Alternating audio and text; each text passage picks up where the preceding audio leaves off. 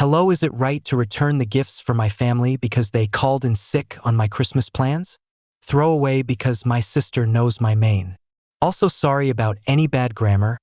I'm on my phone and English is not my first language. I've also posted in Ada because I'd love more insight on it. For this Christmas, I had planned for my mother and sister to come over to the sauna I work at so we can spend the Christmas together, as I had to work the morning shift. The plan was for them to come around lunch, and once I'm done, we would all go and eat something in the restaurant belonging to the sauna. This invitation came from a place of dread regarding Christmas or any holidays for that matter. Holidays with my small family have always been tense, frustrating, and forced. Now that I moved out, I didn't feel the need to put myself in that situation. Regardless of that, however, I do still love them. Holidays wasn't the only thing my mother would strong-arm us into, and I would give in just to keep the peace. A geek doormat. I'm working on it. I simply thought it would be nice to be somewhere else for a change and simply eat and enjoy ourselves instead of cooking and cleaning constantly. I wanted this year to be different. I bought my mom this beautiful ring she has shown us a while back. I picked the aromas for the sauna, asked nicely if I could weigh in, reserved us a table, and even got them a coupon so they don't have to pay the entrances. I've also got other gifts for my sister and mother. The ring is the most important part in this story. I've told them all the rules and FKK limitations the sauna has. I've repeated myself a million times, and it's never been a problem until Christmas Day. On Christmas Day, around 1 a.m., my mother told me she doesn't feel comfortable anymore with the sauna attire. My sister initially told her to get over herself and that they promised, but she decided to fuck up my night and then call in sick in the morning on me, telling me she's sick, she doesn't feel right, etc., etc. Fucked up my day, but she's always been a disappointment of a mother. My money was on my sister still coming because she expressed she wished to spend Christmas with me. However, she ended up piggybacking on my mother's excuse, first saying there would be no parking lots, drive as long, around 45 minutes, and lastly, that she's sick also and let's do this another time. I said fine because I didn't want to get upset at work, but I was upset. I was really upset. After work, I drove home sad, and when I saw my boyfriend, the only words out of my mouth were "nobody came," and burst into tears I didn't know I was building up. I want to make it clear at this point that my mother and my sister were not really sick. It was just an excuse because they were too lazy. My sister spent the whole day playing her shitty computer games, and mom just scrolls TikTok endlessly, brain rotting herself. This excuse has never been viable to me, and if I ever dared to skip a big holiday or birthday, I'd get to hear about how I let them down for a month afterwards. My sister has yet to apologize, throwing my mother under the bus. And my mother realized that I'm not answering her anymore. She's been blowing up my phone with crying emojis and empty apologies. Would I be would I be overreacting if I sent their gifts back and used the coupon I got on myself? That ring was 120 euros. Of which my sister should have sent me half but never did. It was my BF's idea. Such an idea would have never crossed my doormat mind, but I actually find myself liking it. I believe it would be a strong statement if they ever ask about it and I get to say I've sent it back. I'm also not speaking to them as of now and leaving them on read because I really cannot bring myself to listen to the bullshit. Hello, a little edit. I'm in my mid-20s and studying as well as working. My mother is in her 50s and my sister is a couple of years younger than me but still in her 20s. She's always been my little sister and her transgressions went without consequences, but this time I feel like there wasn't space for such a grace. I try to put myself in her shoes, and if she'd ever planned something for us / me and my mom didn't come, I'd go there no matter what. Through rain or snow, anything less than a broken bone or serious sickness would be not good enough to cancel. I believe I am worth more than the grace a random acquaintance would get. My girlfriend, 27F, chose to go to work instead of support me, 29M. During my mom's funeral this year, my mom was diagnosed with terminal cancer and unfortunately Shell passed away at the beginning of the month. We arranged the funeral and it was for last week. I've been with my girlfriend for just under 4 years. We were talking about the funeral plans and I assumed my girlfriend would be coming with me, but she said she can't as she has a presentation at work and has to make sure work gets handed over before she's off over Christmas. I asked if she was serious and pointed out she's entitled to a day of compassionate leave at most places, but she said she can't really take it since she has work to do. I asked if she was seriously prioritizing work over supporting me, and she said she couldn't help needing to hand things over. I walked away after she said that. The day of the funeral came and she went to work while I was preparing for the funeral. She just said she hopes it goes okay and she'll be thinking of me. The funeral goes as well as it could have, but it stood out to me that my siblings and other relatives had their partners for support, whereas I didn't. When I got home, my girlfriend asked how it went and I just told her we were over. She said I shouldn't be punishing her for needing to work, but I just said I want a partner who actually supports me, and it's clear she doesn't. She again said I was punishing her, but I just told her we were done. She said I was being too irrational and should not be making big decisions and shouldn't be punishing her for working. Does anyone have any advice on how to approach the situation or any other perspectives on it? My husband quit his job randomly. Would anyone else have made the same decision? I'm 33F and my husband 38M. Together. 12 years. I'm not mad and I understand his anger. He's normally so stunted when it comes to making big decisions that he usually ends up not making one at all, and I have to step in.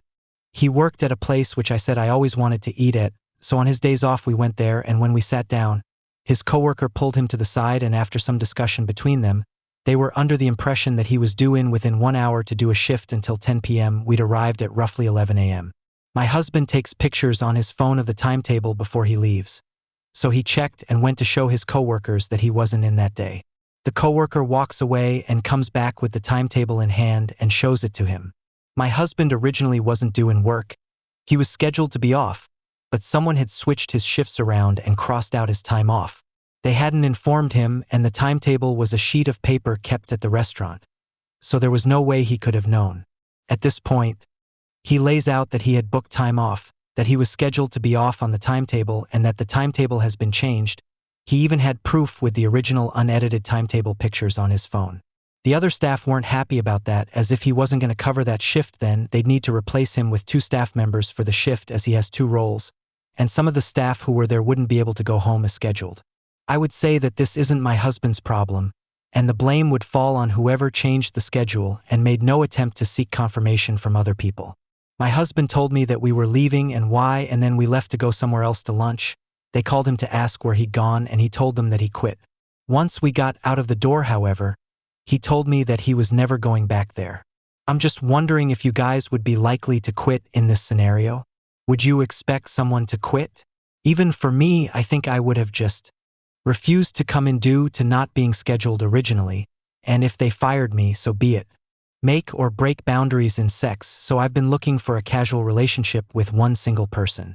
I don't have time for a committed relationship and wanting casual sex, but with someone I can trust who wants the same thing.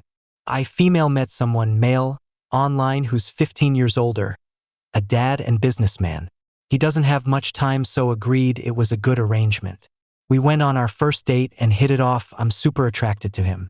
I'm also young, beautiful, and in great shape, and he's older but also handsome and in great shape. I could only imagine the sex being great. Naturally, we started discussing boundaries in bed. We agreed on boundaries and protected sex as I'm off birth control. Then he asked me if I'd been tested. I have very recently. I asked him and he said it's been over a year and he wasn't going to do it until next year because of his doctor being on leave. He's also been having a casual relationship with someone for the past couple years. In that case, I said I was not going to do oral BJ on him unprotected for the first couple times we had sex. He told me in that case we won't meet up because it's non-negotiable for him to receive unprotected oral sex even the first time. We're disagreeing on this, and I'm disappointed because I really liked him, personality and physically. We had a lot of chemistry and I'm bummed. Am I being the asshole by setting boundaries and asking for either testing or protection for oral sex? Is it being overly cautious or is it a healthy boundary? Asterisk, I have never had a casual relationship or ONS in my life, so I don't know what typical protocol is for these things. Are y'all just having unprotected oral sex as of the first time without testing? My boyfriend, 26M, went too far with his actions and words with me, 25F. My boyfriend, 26M, and I, 25F, have been together for 2 years. 2 months ago, we agreed to consider marriage if things improved in our relationship. However, recently, he made some unexpected and extreme demands that have left me feeling unsettled. He told me he wants me to change completely. He asked me to remove the tattoo on my shoulder, quit my job as a primary teacher, and throw away all my clothes that he deems inappropriate.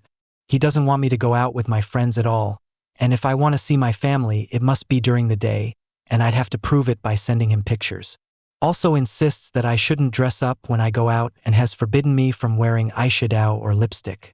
Strangely, he's fine with me wearing heavy makeup during sex, which I find disgusting, by the way. He even made me delete my small IG account. I had only 25 people, all of whom were family members. On top of that, he's asked me give up sports altogether, including weightlifting, badminton, and running. All of these were asked in a single day. It is overwhelming and difficult for me to process. I just can't process this. Another thing happened. On my way home from the gym today, my boyfriend called and started talking about 2 women. He was overly complimentary, saying they were respectable, chaste, beautiful, and the perfect example of femininity. Then, he said he doesn't see me that way. Honestly, I reacted strongly because I felt oppressed, not jealous. His words made me feel overwhelmed. I ended up crying a lot and shouting at him so much that I had to pull over the car. I even hit myself. I broke my nails and cut my finger and it was bleeding. My head hurts a lot and I have redness on the side of it because I hit it hard. He always gets me to this point. I don't remember exactly what happened for some reason. I don't know how long I was crying and screaming, but I feel like I'm still in my car collapsing even though I'm silent at home. I'm hurt. Now, I try to avoid arguing with him because, how do I deal with this situation? I, 35F, just spent my first Christmas with my fiancé's 31F family.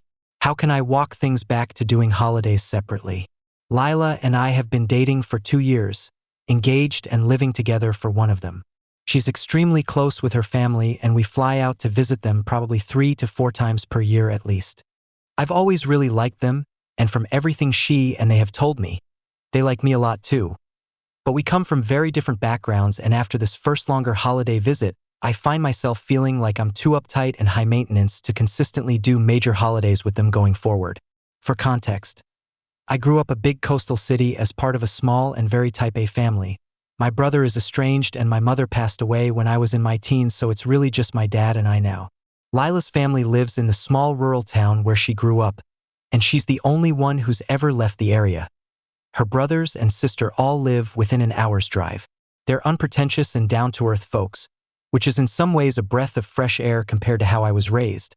But I've realized that as terrible as this makes me sound, I kind of hit my limit with some aspects of it after about 3 nights. We're here for 8 this time.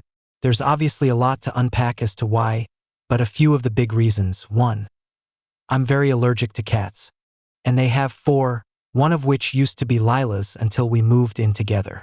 Even on the maximum dose of Claritin and 2 rounds of allergy shots, I'm usually completely stuffed up and miserable after a couple days here, especially since their standards of clean are a lot more relaxed than mine. The obvious solution to this one would be stay in a hotel. But we've tried that and all it did was quadruple the price of the trip and make Lila sad that we were missing out on some of the late-night family time. It didn't even help my allergies much because we ended up spending so much time over there during the day anyway.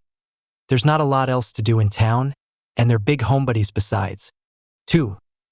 I'm a vegan, which they have a lot of trouble accommodating since they're absolutely meat and cheese in everything types.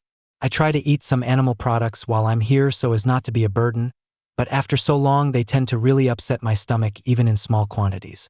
I've tried offering to buy/prepare my own ingredients and meals, but I can tell this rubs the family the wrong way, since food is a big love language for them. They try their best, they just really struggle with figuring out how to have options around for me, especially since it's easy to forget to check the ingredients on things like seasoning mixes and sauces. 3.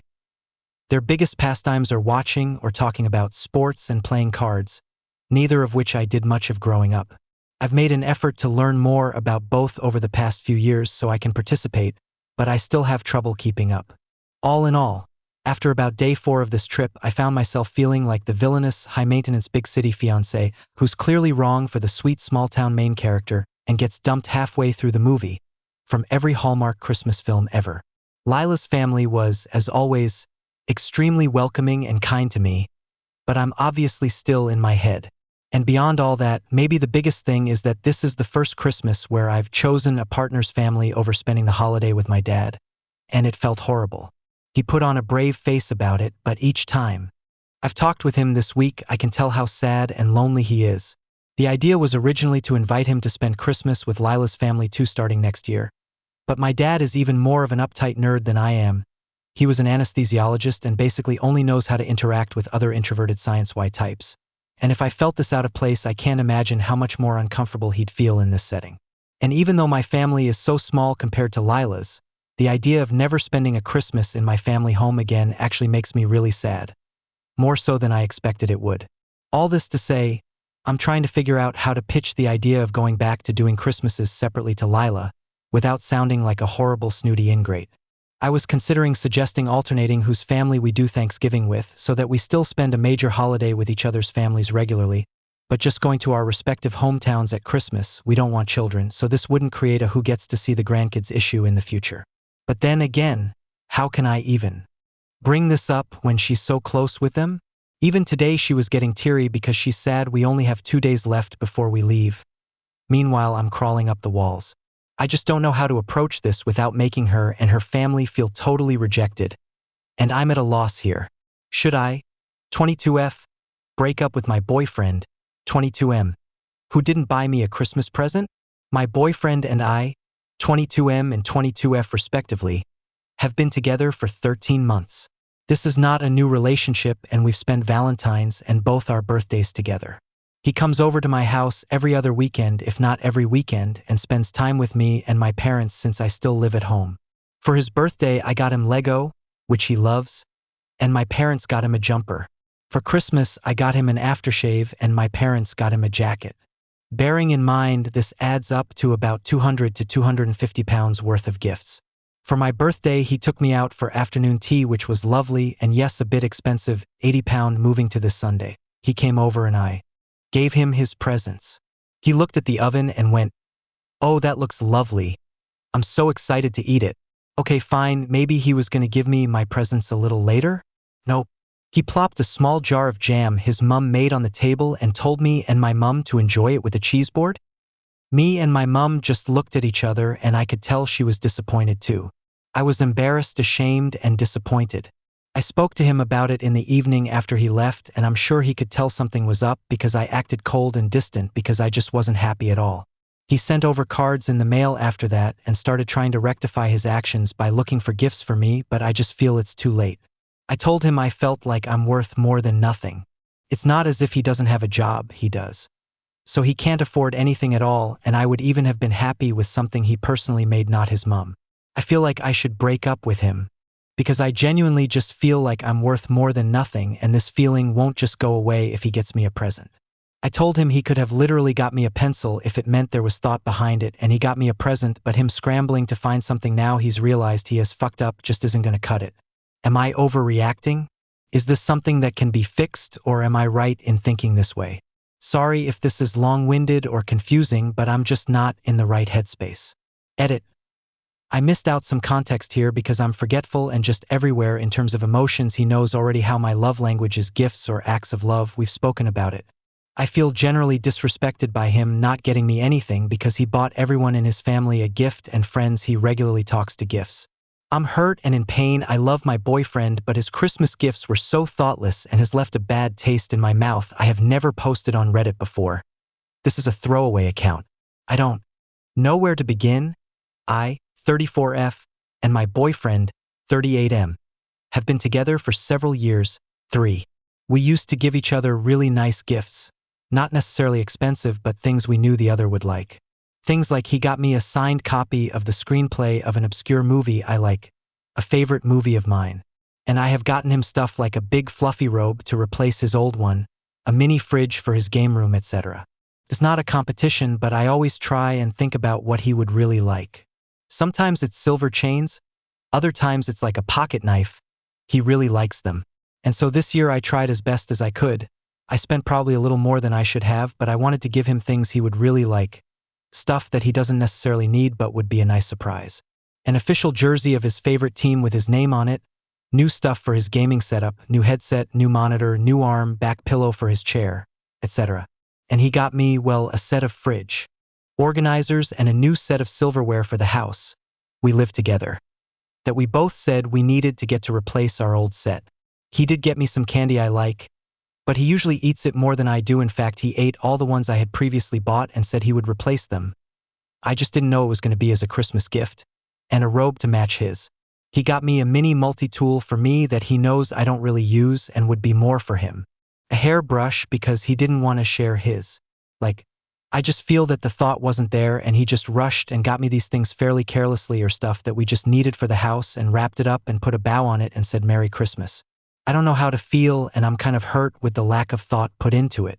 I'm not saying I wanted anything expensive, I just wanted to feel like he actually thought of me as a person. We have been living together for a while now and he knows me pretty well, I'd like to think, and it just felt so shallow. Everything I got felt so hollow and shallow. And I know I should be grateful for anything, but we are a dual income, no kid home, and I really don't ask him for much other than splitting the bills and rent. I don't ask him for money. We both have separate banking accounts, and I am usually the person to buy takeout or Uber Eats if I don't feel like cooking. His family gave us both a bunch of gift cards, and he tried to give me more of them from the ones he got, and it has me wondering if he did that because he knew he didn't really put anything into the actual gifts.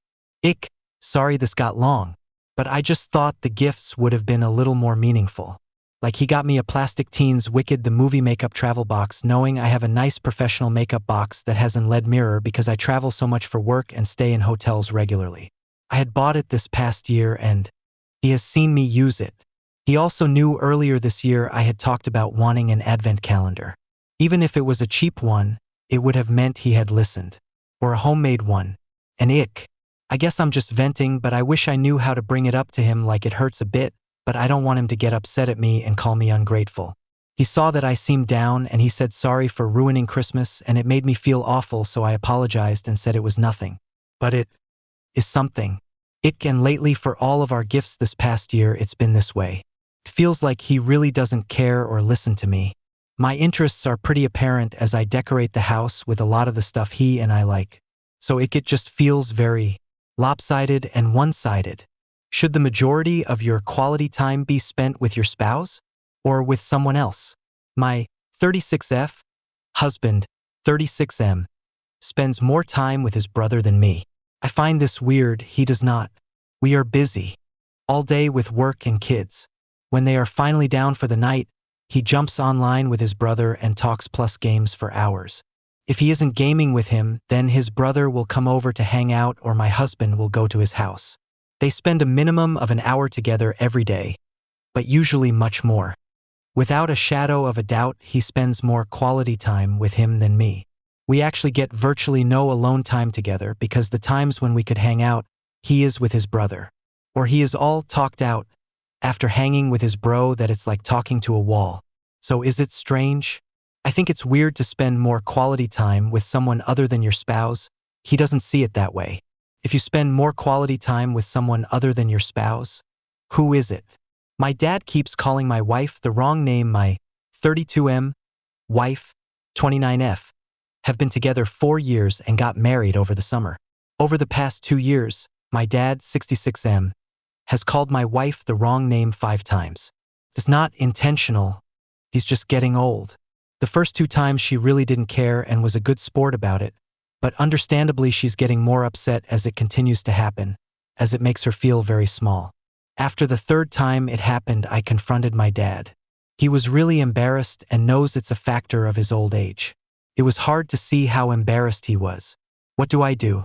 My wife gets really upset, my dad gets really embarrassed, and it appears to be something we're just going to have to deal with. I'm not sure how to navigate my relationship with my MIL. Looking for advice. Hi everyone. Yesterday at Christmas I was reminded of the fact that my mother-in-law acts like a child with no regard for other people. I will say she isn't a bad person. She's just rude and has no impulse control. If anyone so much as thinks of criticizing anything she owns, or does she reverts to a saying, Well, I raised 3 kids by myself and it was hard and I'm not going to have anyone tell me what to do like my ex did at Christmas. Yesterday, an empty water bottle was passed to her to pass to my wife. I'm in between them. She then throws it directly at my leg hard enough it bounces to the floor. This gets the usual out of her 3 daughters. Instead of apologizing, she says, "Oh, it didn't hurt, you're fine, I was trying to be funny." She's right, it didn't hurt.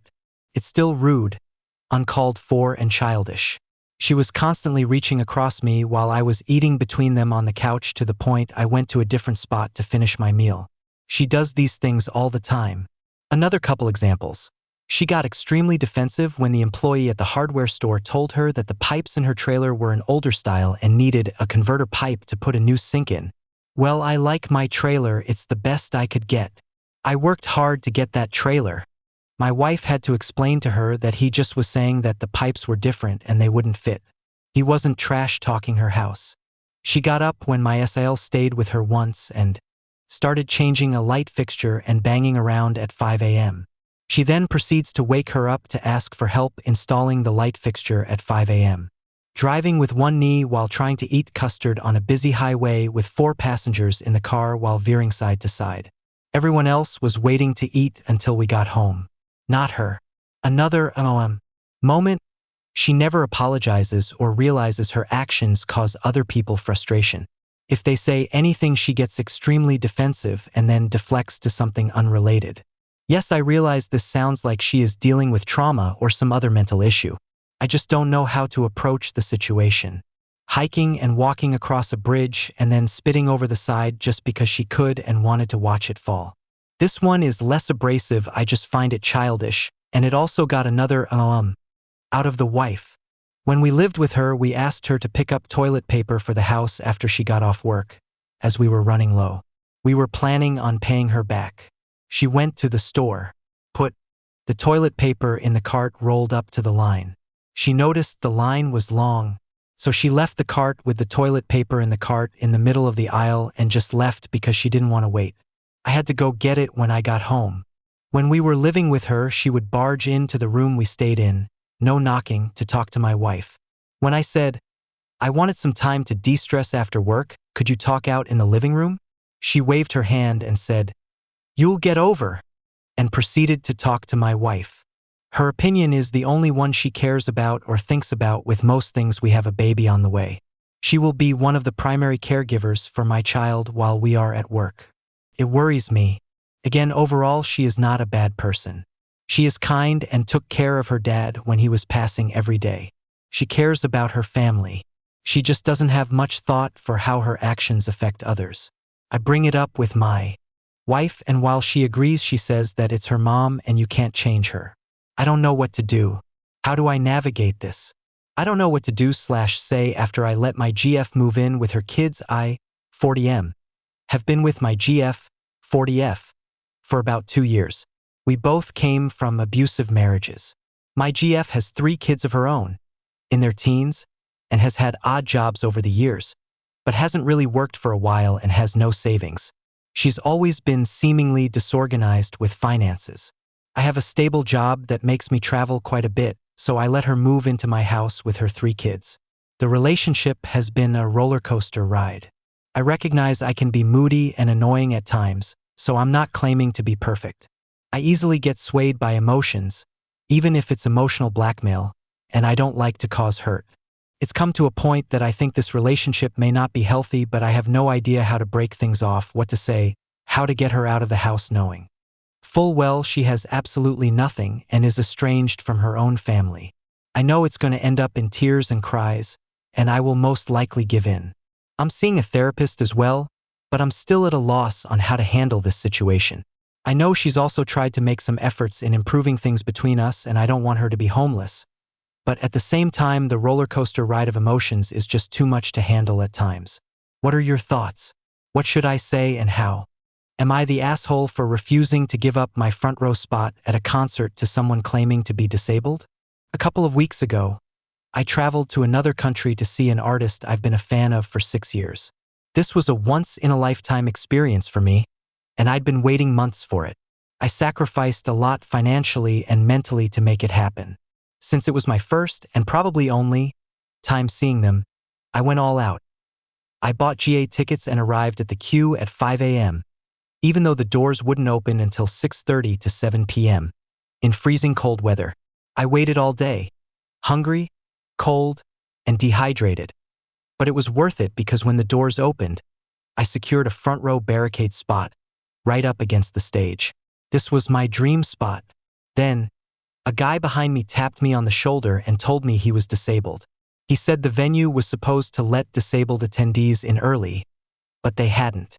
He asked me to give him my spot at the barricade. Here's the thing. I know this venue is very accommodating for disabled attendees. I actually have friends with disabilities who've gone to shows here, and the staff always ensures they get to the front row safely during a designated time frame before it gets too crowded. Now, I'm a very short person, 155 cm/5'1" inch, and this guy was extremely tall, easily over 5.5. If I gave him my spot, I wouldn't be able to see anything at all because he would completely block my view. I honestly would have been willing to move if he wasn't so tall or if I could still see from the second row. However, in this case, I knew I'd lose the view I had waited more than 10 hours for. I tried to compromise. I pointed out that the right side of the barricade was still open and suggested he go there. Since he's so tall, he'd still have a great view and could hold onto the rail for support. However, he refused, saying the view wasn't as good as where I was. While we were talking, that section filled up and he became more insistent. He said he'd have a hard time if he couldn't take my spot.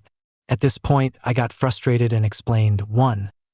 If his disability was that serious, he should be in the accessible section, which is specifically designed for attendees with disabilities.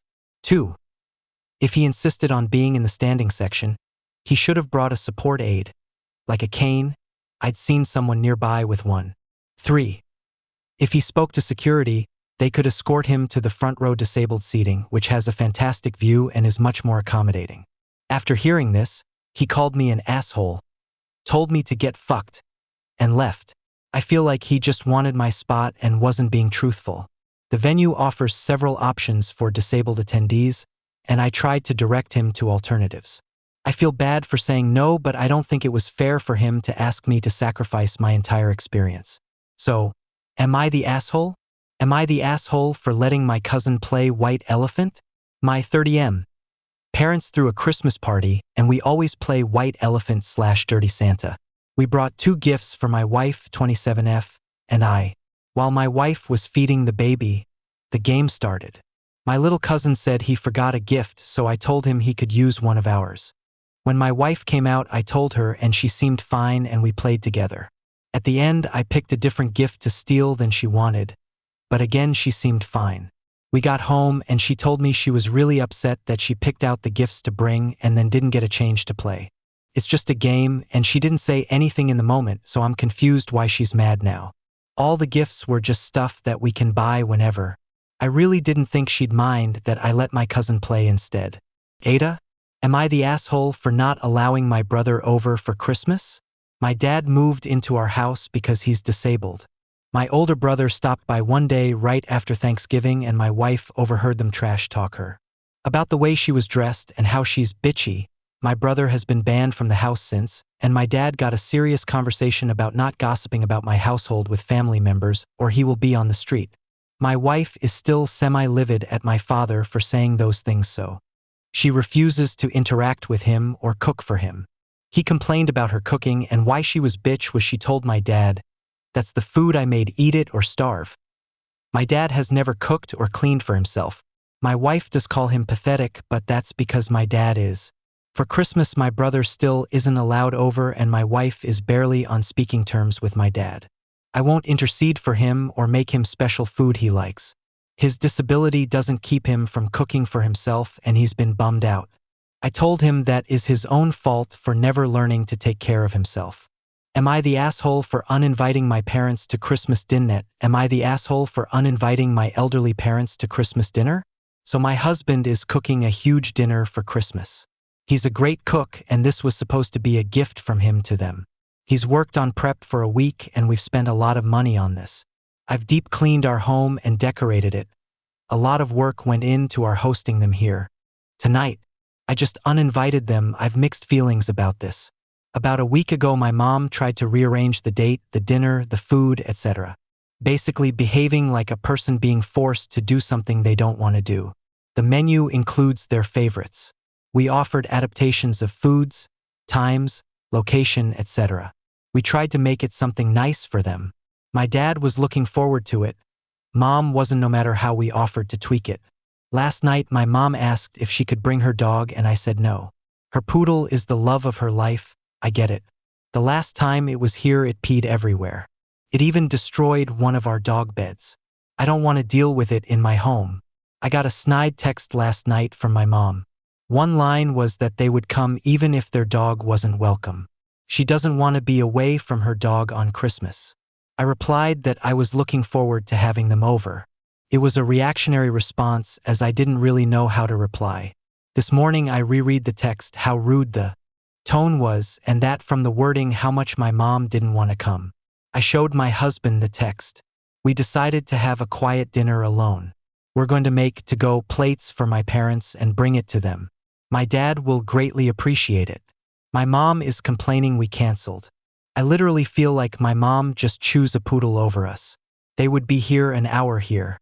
1 freaking hour. I guess I could have watched it that long but didn't want to.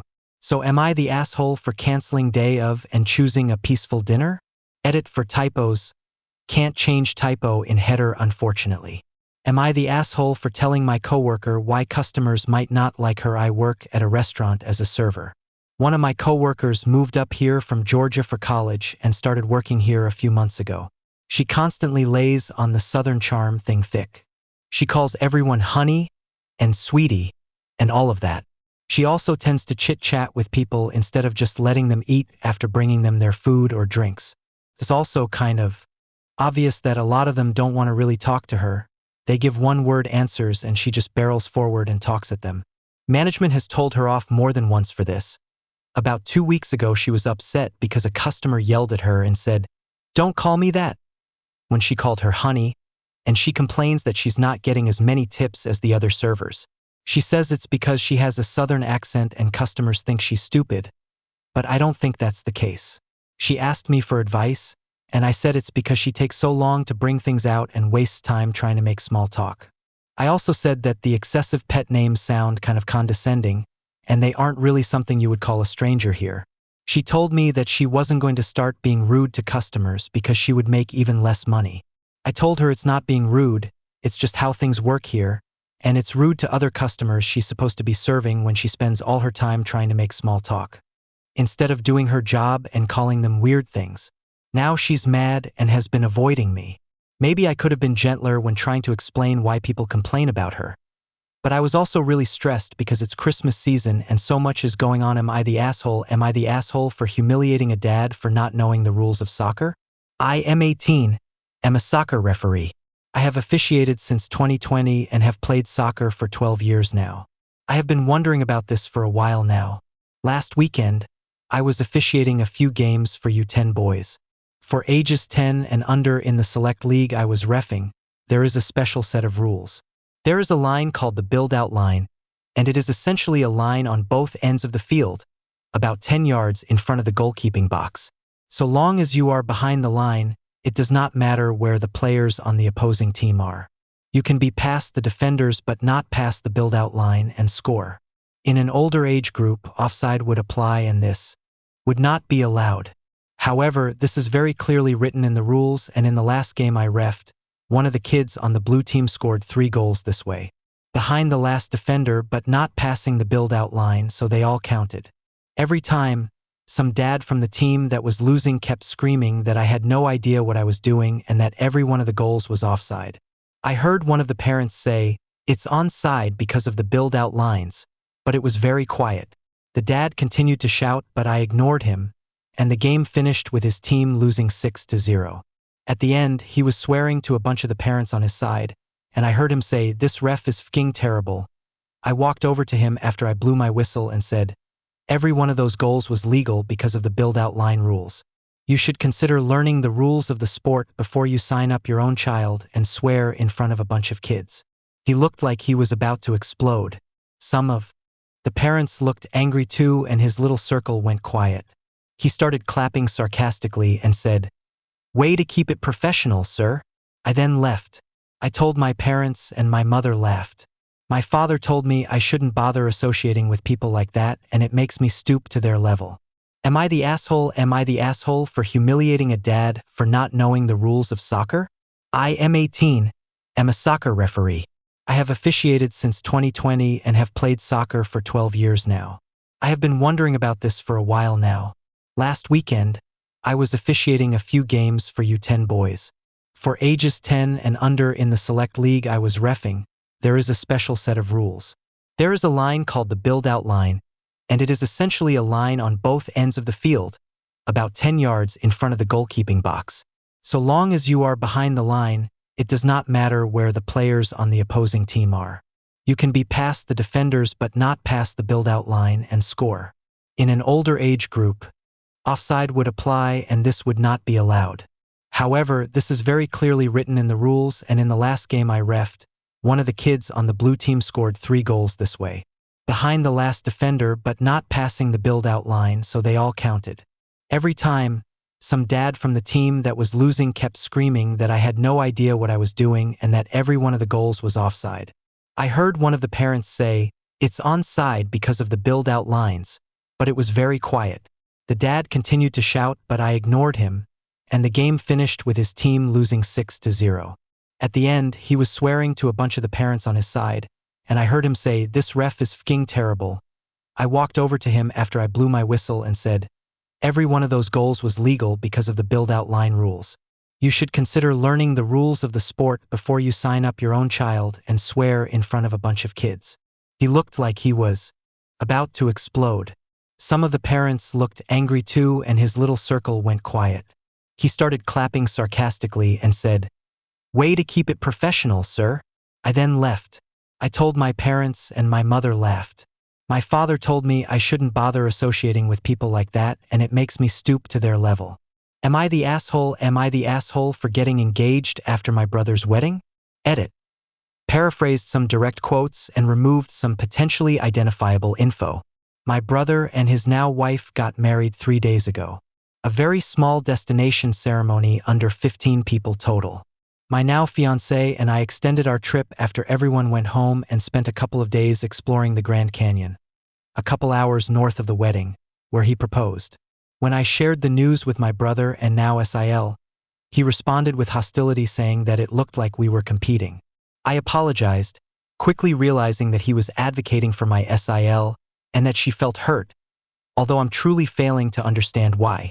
I also texted her a separate apology and explained that it was not our intent to encroach, and just wanted to share the news with family and that it's my belief that there's room for happiness for everyone. She did not respond.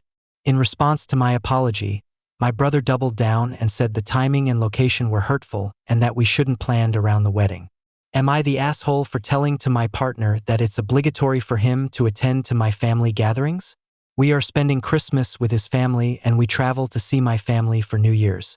The sizes of our families are very different and his is much bigger than mine. For now, we meet every day with close and extended family members and spend on average 6 to 7 hours together. I'm not used to this at all, and I'm not a big talker by default and very bad at small talk, especially that with his family I'm speaking a different language and I'm learning it, but it can still get very overwhelming. I'm very anxious and stressed, but my partner doesn't want to hear about us getting away an hour or two earlier than other people. He is fine, he is enjoying himself and has no issues leaving me alone in a stressed state. My family booked us a hotel when we go over to see them and we talked about what we want to do. He told me that it's no problem because if he gets tired he just stays in the hotel and that's it. I got quite angry and frustrated hearing this and told him in a spite that if I'm not allowed to leave his family gatherings then he is also obligated to attend mine no matter what. I realized that my reaction could have been better, but I have so much pent-up anxiety and stress that I just gave a visceral reaction to something that feels unfair. Now he doesn't really want to talk to me because I'm too much. Am I the asshole for not being enthusiastic about driving lessons that causes tension with my wife? My wife and I have been together for 8 years, but I feel like we are reaching the end of our rope and it's all due to my visual impairment. I was born with incomplete retina. It's unfixable, and am practically blind with one eye. In my country, I have been always told by everybody that there is no way in hell that I would be able to be eligible for a driving license, so I never bothered to learn how to drive or the ethics of the roads. Fast forward to me now, 30M.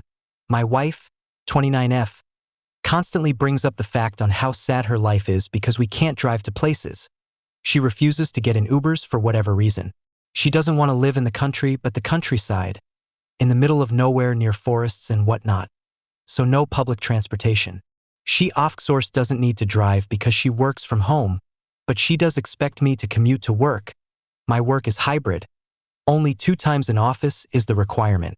Thing is, I have always told her my eyes are bad. Apparently it's only recently this year that it finally sunk into her head that I can't drive. But try to check with Polish doctors. Maybe your eyes are good. I will check my eyes in 2025 to get a report. But whenever I argue back that there is a chance I might not be able to drive, she breaks down crying, calling me a failure, and that I wasted her time, even though I cover all life expenses. Rent, so I ain't a slouch in that regard. Keep in mind, in Poland, public transportation can take you pretty much almost anywhere. I never really saw the big point in getting a car for myself. Apparently, even if I failed, she knows some doctor who can fake the report, and she will ask her uncle to force teach me how to drive. Does she not understand that this is dangerous for me and other people? Whenever I bring this up, we end up fighting. She calls me an asshole, and concludes the fight by me needing to find a way to drive. Am I the asshole? Maybe I should have set the expectations even cleaner that I can't drive early on in our relationship, but I thought it was obvious with my bad vision impairment. Go to amidasshole/amidasshole 5 HR ago, Nat 90. Would I be the Asholi for not going to my husband's family's Christmas? I am a first responder and have been for the last 3 years. My schedule is a rotating shift pattern, days/nights. The pattern is consistent and I can tell you what days.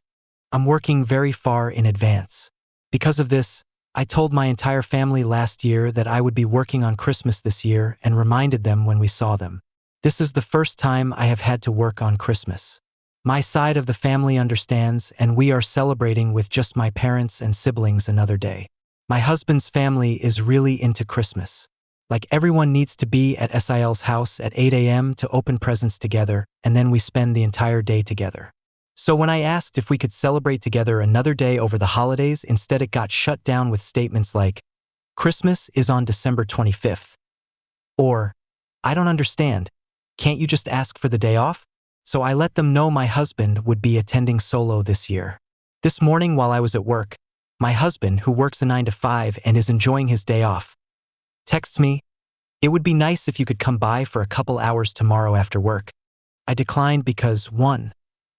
SIL lives 90 minutes away, so that's 3 hours of driving. I would be driving home alone, at night with not the best weather. 2. My job can be very stressful and my social battery is drained by the time I get home. 3.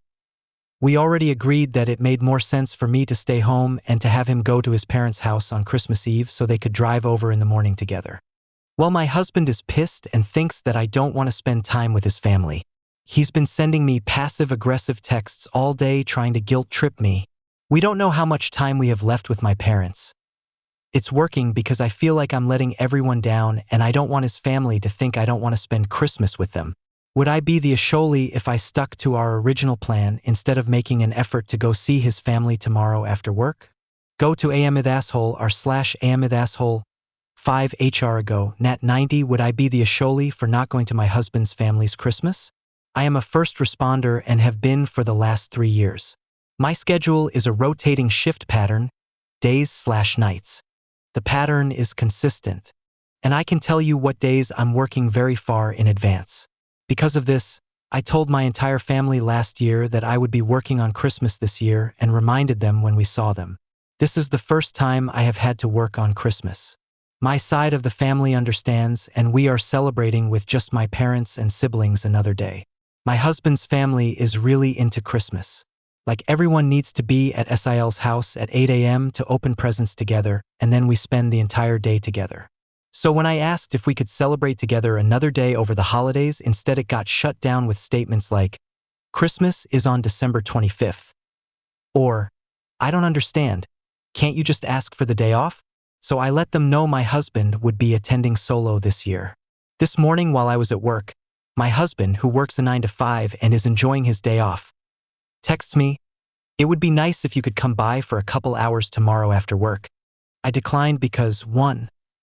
SIL lives 90 minutes away, so that's 3 hours of driving. I would be driving home alone at night with not the best weather. 2. My job can be very stressful and my social battery is drained by the time I get home. 3.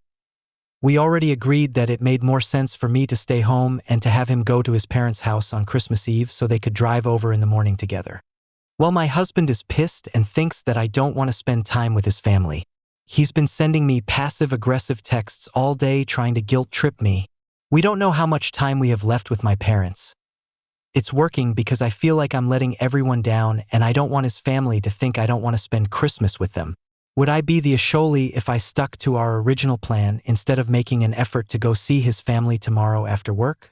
My MAL accidentally knocked a drink over me. How do we celebrate Christmas? I need some advice on how I can resolve things with my MIL after how she's treated me. I would like for us to get along, but I believe the feeling is unreciprocated. For context, me, F, 20, and my fiancé, M, 23, have been engaged a few months and have been living between our parents' houses whilst we're studying. Unlike my FIL, my ML hasn't ever made an effort to get to know me despite me wanting to get to know her. She is constantly interrupting both myself and FIL, which makes it impossible. A few weeks ago, my fiancé was feeling down and just needed some time to himself, so I gave him some space and let him know I'm available if and when he needs something. My FIL quietly called me into a separate room with my MIL, and both proceeded to ask me what was wrong with my fiancé, and I said I'm not sure because he wasn't ready to talk about it yet. FIL then asked for some help moving things from the garage. At the time, I was unaware of this, but my ML waited until I was gone and entered my fiancé's room without his permission, demanding to know what was wrong. My fiancé tried holding the door closed and asked her to leave multiple times, but she kept ignoring his requests. Note: this wasn't the first time this had happened. My fiancé wasn't allowed much privacy as a child and had discussed this as an issue with her before. For context, he was feeling down due to the general stress of studying and working and just needed a moment to relax. He's never been at risk of endangering himself, so this didn't constitute for her barging in. After this incident, my fiancé had a conversation with her about how MIL had completely disrespected his boundaries, to which she dismissed the issue by saying, "It's because I'm your mother and I care about you," and then proceeded to change the subject. My fiancé also tried asking why she had to wait until I'd left to talk to him, but she never really gave an answer. Because my fiancé felt my MIL didn't resolve the issue. He spoke to my FIL, who said he'd try and speak to her to resolve. Whilst all of this has been going on, me and my finance have been staying at my parents' house because both of our computers are there and we needed to complete our assignments for the end of term. The first time I saw MIL after this incident was at a family meal back at my MIL and FIL's house. Surprisingly, only one snarky comment was made by my MIL about her not seeing my fiancé anymore. MIL seemed okay when we were sat talking. I made an effort to ask everyone how they were and catch up with both MIL and FIL. MIL did, however, make a couple of jokes that weren't appropriate, homophobic/racist, which no one laughed at. When we moved on to having dinner, everything remained as usual. I tried making conversation but kept getting interrupted. I ended up speaking to FIL a lot, which was nice. However, when my fiancé and FIL left the room to go and get dessert, my MIL very intentionally, accidentally, knocked a glass of Prosecco over me. She apologized whilst laughing, to which I said, "Luckily it wasn't red wine," and smiled. When my fiancé entered the room, she said, "I've just spilt my drink all over your darling." When talking to my fiancé, she never calls me by my name, which I find odd. Both me and my fiancé looked at each other, and I knew that he knew it wasn't an accident. Everyone, apart from my MIL, made an effort to grab something so that I could clean the drink off of myself, and we just proceeded to eat food as if nothing happened. After the meal, me and my fiancé were meant to be staying there. However, My fiancé said he was uncomfortable after what happened and wanted to go back to mine, so we made an excuse and left. We haven't been back since and were meant to be there on Christmas Day. I'm not sure what to do anymore. I thought about asking her what's wrong, but when my fiancé tried to have a conversation with her, she seemed dismissive. How can I fix this? Any advice would be appreciated. Smiley face. Sorry for the long read. My 35F boyfriend, 34M, of 2 years forgot my birthday for the second year in a row. Should I say something to him during or after or not at all? The first year we were just kind of talking, but then we're dating for 2 years now. Last year he was visiting his family for holiday and said he thought it was the day after Christmas. It's today the 23rd. I did tell him this. His first birthday with me officially as a couple. I flew to him and took him to dinner and brought a mini gift. We've been awake since 10 p.m. on the 22nd because I work night shift and keep my schedule like this. It's 6:30 a.m. for us now. I don't expect gifts or a party or anything. I'm super low-key. I'd be happy ordering pizza and hanging out playing Xbox. I think he forgot again because he hasn't wished me happy birthday yet. I actually feel kind of stupid for being upset about this, but I don't really want to be with someone who forgets my birthday for 2 years in a row. Like saying happy birthday seems like the bare minimum. Am I being a brat? Should I say something, and if so, when? Me, 27F, and my fiancé, 36M, of 2 years. His constant anger issues and disrespect have pushed me to my limit. Hi everyone, IF. 27V been with my fiancé, M36, for 2 years. We've been engaged for a while, and although I know he loves me deeply, his anger issues and the way he handles conflict are destroying me emotionally. From the beginning of our relationship, he's had trouble controlling his temper. He gets upset over the smallest things, and when he's angry, he ignores me completely. At first, he would justify this behavior by saying he was tired from work or stressed due to family issues, and I tried to be understanding. But lately, it feels like he's saying, "This is just how I am, deal with it." I'm a very sensitive and anxious person, which I've explained to him multiple times, but his behavior keeps getting worse. He frequently speaks to me in a rude tone, ignores me for hours, and refuses to address issues in a healthy way. When I bring this up, he either brushes it off or shifts the blame onto me, saying I'm the problem. Last night, something happened that completely broke me. My sister and her children are visiting us for the first time today. They're flying in from another country, and I've been so excited for weeks. I wanted everything to go smoothly and be perfect. But last night, my fiancé and I had a minor disagreement. Just a normal conversation where we didn't agree on something. Instead of discussing it calmly, he got angry and started ignoring me again. Before bed, I tried to make peace. I said good night, and even turned on the flashlight on my phone to give him a hug, hoping to break the tension. But instead of reciprocating, he snapped at me, telling me in a harsh tone to turn off the flashlight right now. When I didn't respond immediately, he got up and stormed out of the bedroom to sleep on the couch. I followed him, begging him to come back to the bedroom. I was crying, pleading with him not to ruin the night before my sister's arrival. But he refused, saying things like, "You disgust me," and even told me to shut the F*** up. I've never heard him speak to me like this before. I spent the whole night crying, trying to apologize and fix things, even though I know I wasn't the one in the wrong. At one point, he threatened to leave the house entirely if I didn't stop talking. Eventually, I gave up and let him sleep in the living room while I went back to the bedroom, completely shattered. This morning, I tried to talk to him about it, asking if he realized how hurtful his words were. But he kept blaming me, saying that if I had just turned off the flashlight immediately, none of this would have happened. He doesn't seem to understand or care that his reaction was completely disproportionate. Now I'm stuck. My sister arrives in 2 hours, and I feel like I have to put on a fake smile and pretend everything is fine for the next 10 days while she's staying with us. I don't want her to see how broken I feel or suspect anything is wrong, but I'm exhausted and don't know how much longer I can keep this up. This isn't the first time something like this has happened. I often find myself apologizing, crying, and begging him to make peace after arguments, even though I know I shouldn't have to. But this time feels different. His words and behavior last night crossed a line for me. I'm not sure if I can forgive him for this, and I don't know what to do anymore. TLDR, my fiancé, 36M, has anger issues and constantly ignores me or speaks to me disrespectfully when he's upset.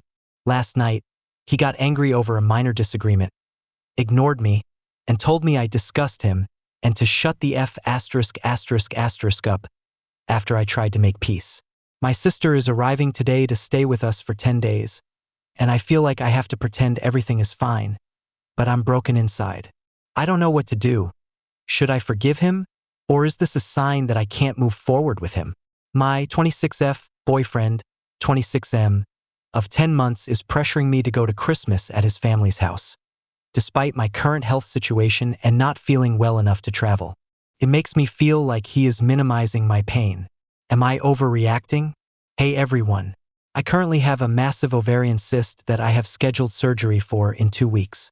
Think much larger than a grapefruit. It's pressing on my nerves and causing me severe pelvic and leg pain. Even though my doctor has said I need to take it easy and avoid movement strenuous activity and heavy lifting to minimize the chances of the cyst rupturing or twisting, it doesn't constitute an emergency and my doctor hasn't been able to get me in for surgery any sooner. I have been on FMLA for the past 3 weeks because I cannot work due to my severe pain and immobility right now. For most of November, I was on crutches due to the pain, but over the past several weeks, I have pretty much had to use a wheelchair to move around because the pain is becoming so intense and my doctor is worried that too much activity will cause it to rupture. Originally, my boyfriend and I were going to go to his parents for Christmas, but about 2 weeks ago, I told my boyfriend I wasn't up to traveling. It's a 2.5-hour car ride each way, and I don't even know how I would get up the stairs into his parents' house. I barely made it up on crutches on Thanksgiving and was in a lot of pain doing so. Of course, I encouraged my boyfriend to still go to his parents for Christmas, but simply said it would be too much for me. My boyfriend seemed totally fine with me bowing out. However, he got a call from his mom a few days ago and has since started pressuring me to go again. I think it was something his mom said. We have had so many talks about how I am simply not comfortable traveling. I'm super immobile right now and can't risk my cyst rupturing or twisting before surgery. It is frustrating me because it makes me feel like he is minimizing my pain. When I tell him this, he shuts down and won't really tell me what is going on or what his mom said, but I know for some reason she is pressuring me to come. It feels like he is trying to prioritize keeping the peace over my health and well-being, and it is really triggering for me. Am I being unreasonable? Should I just suck it up and go? Or am I right? Is he minimizing my pain and feelings? Mill digs food out of trash and husband thinks I'm crazy. I 35 F am married to a 36 M Chinese husband for almost 10 years. Recently my in-laws have been living with us until they get their green card. It's been 6 months. Anyway, my in-laws have been cooking with moldy food. Like they don't throw out anything. If I throw something out, they will dig it out if the trash and tell me it's perfectly fine. Then they tell my husband I'm wasting perfectly good food. Perfectly good food? White spores, green fuzz, and black mold. I have a food handler's card. I know what is and isn't okay in the kitchen. She doesn't even defrost food correctly and leaves prepared meat on the counter for hours longer than you are allowed in a restaurant. I have been experiencing food poisoning and constipation, which added some stress on certain muscles that were weak from having several kids, that I need surgery for. I'm not saying that her cooking alone did it, but added to an existing issue. Even my doctor says constant constipation makes it worse. I would try to cook and take over the kitchen, to diversify what we were eating and make sure the food I was eating wasn't moldy, but she would then have her feelings hurt. I love her cooking, just not when there isn't mold in the food. To give you an idea of how bad it is, we made jack-o'-lanterns for Halloween. They have been sitting outside in the elements for weeks. We even cut some fresh ones a few days before Halloween. They were all covered in mold. Blue, red, black, and green. The day after Halloween, she brings them inside, scoops out the mold, cuts it up, and wanted us to eat it. I can't be crazy in thinking that if we ate that, we would end up in hospital, right? I told her that I would take care of it. My husband thinks I'm crazy and says I need to just check the food better. I do. Talk to them more. I did. It's like talking to a wall. Hide it in the trash better? I tried. And help in the kitchen. Mill wants me to focus on LO and insists she doesn't need help. I have surgery, so I won't be able to go to the kitchen and check. And she will be cooking. 1. Am I wasteful for throwing food out? 2. Ada for telling my husband to talk to his parents and to check the food for mold? 3. Is it too much to ask? To tell him that when he checks the food to not bother me while I'm recovering, that he can Google what mold looks like on food? My 23F boyfriend, 23M, cheated on me after his mom died and is blaming grief. My boyfriend and I were together for about little over a year and a half. During that time he has cheated on me by talking to another girl. I only figured this out because I caught him and it put a deep strain on our relationship. This happened almost exactly a year ago and I had taken him back and we were honestly doing great. This was until his mom got sick and was terminal. It all happened so fast and within 3 months she was gone. She was all he had and I was there with him in the hospital and witnessed some truly traumatic events. During this time, shortly before her passing, I caught him paying for a girl's of. Due to the situation at hand, I really didn't have time to process it and continued our relationship because quite honestly, I couldn't process the magnitude of hurt that came with that. After she passed, I will admit that I detached myself from the relationship. The weight of the thing was starting to peek through and I felt like I wasn't emotionally in the relationship. This hurt him the most because I wasn't there for him as a partner. I honestly very much regret that and we had a talk about it. We talked about how he was doing and how I wasn't being the best partner. We worked through it and things seemed to be alright. That was until he was liking lewd pictures of girls on Instagram stories. At this point, it was 2 months after his mom had passed.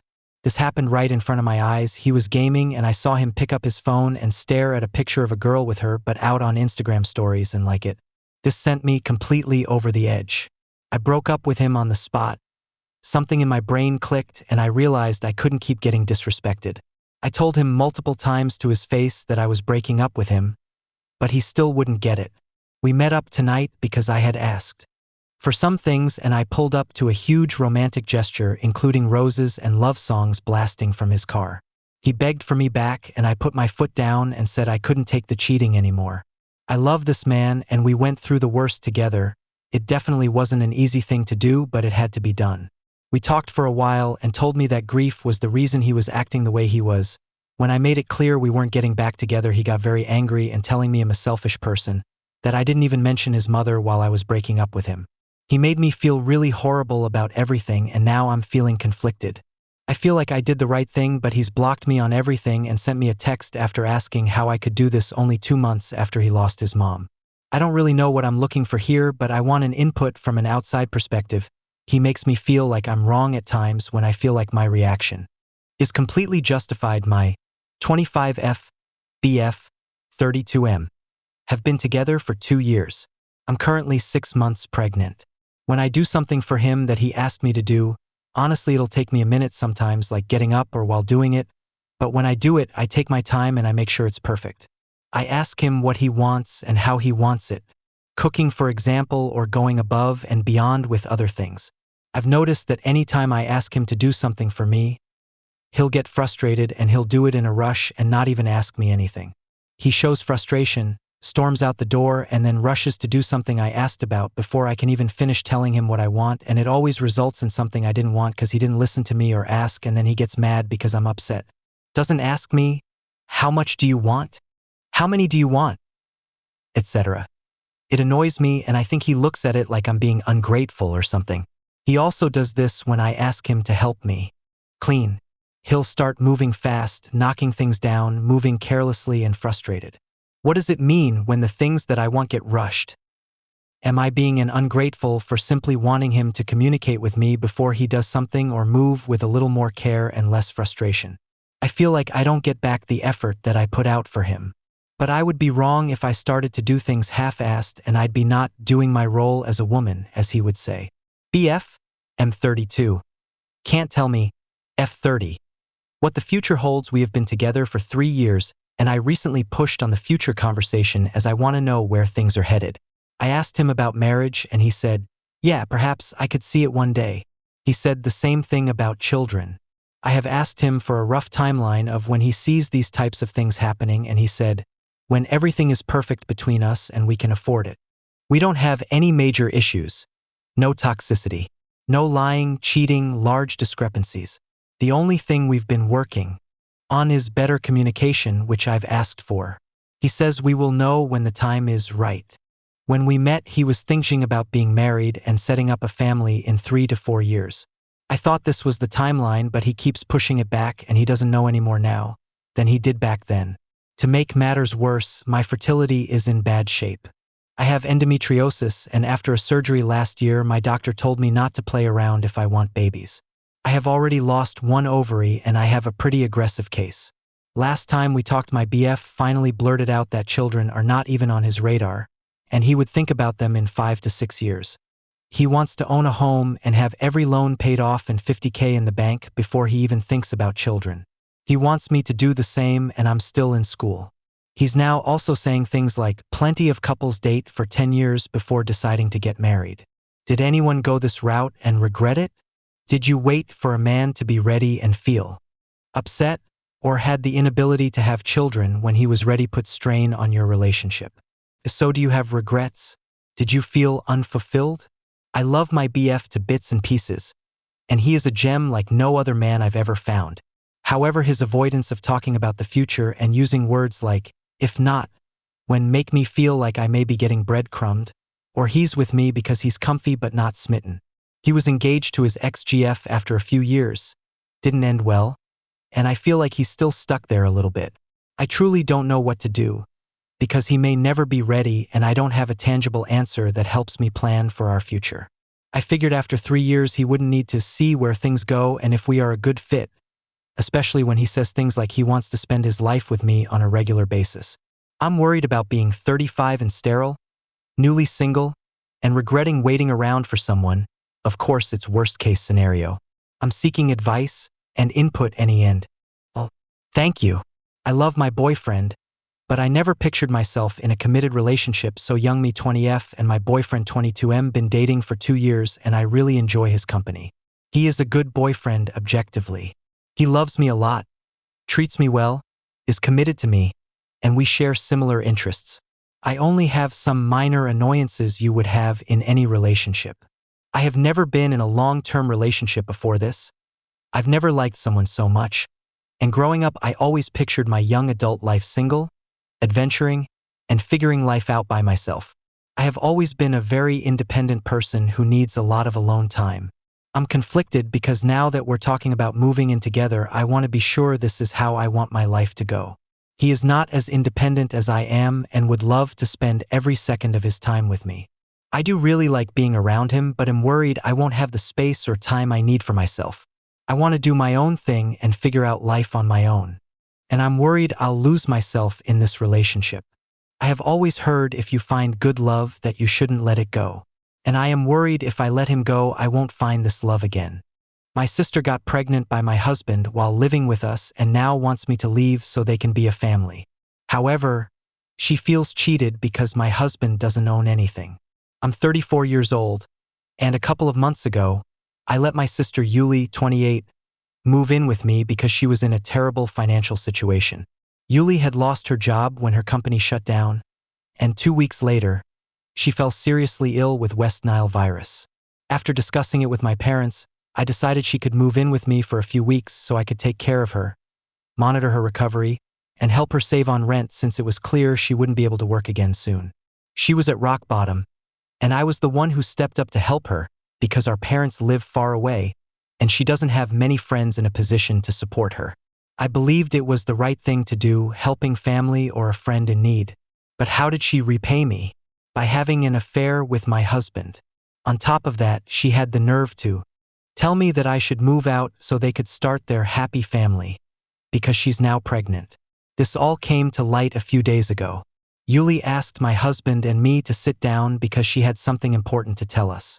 I thought she was finally going to move out, as she'd been recovering well in recent weeks. I assumed she was going to announce that she was ready to get back to work and out of our lives. Instead, she dropped the bomb that she and my husband had been having an affair for the past few weeks, and now she was pregnant. When I looked at my husband, I could see he was as shocked as I was. Clearly, Yuli hadn't discussed this with him before telling me. That explained a lot. After revealing she was pregnant with my husband's baby, she added that she understood this might be a shock for me and was very sorry for what happened. But, she said, what's done is done, and the past can't be changed.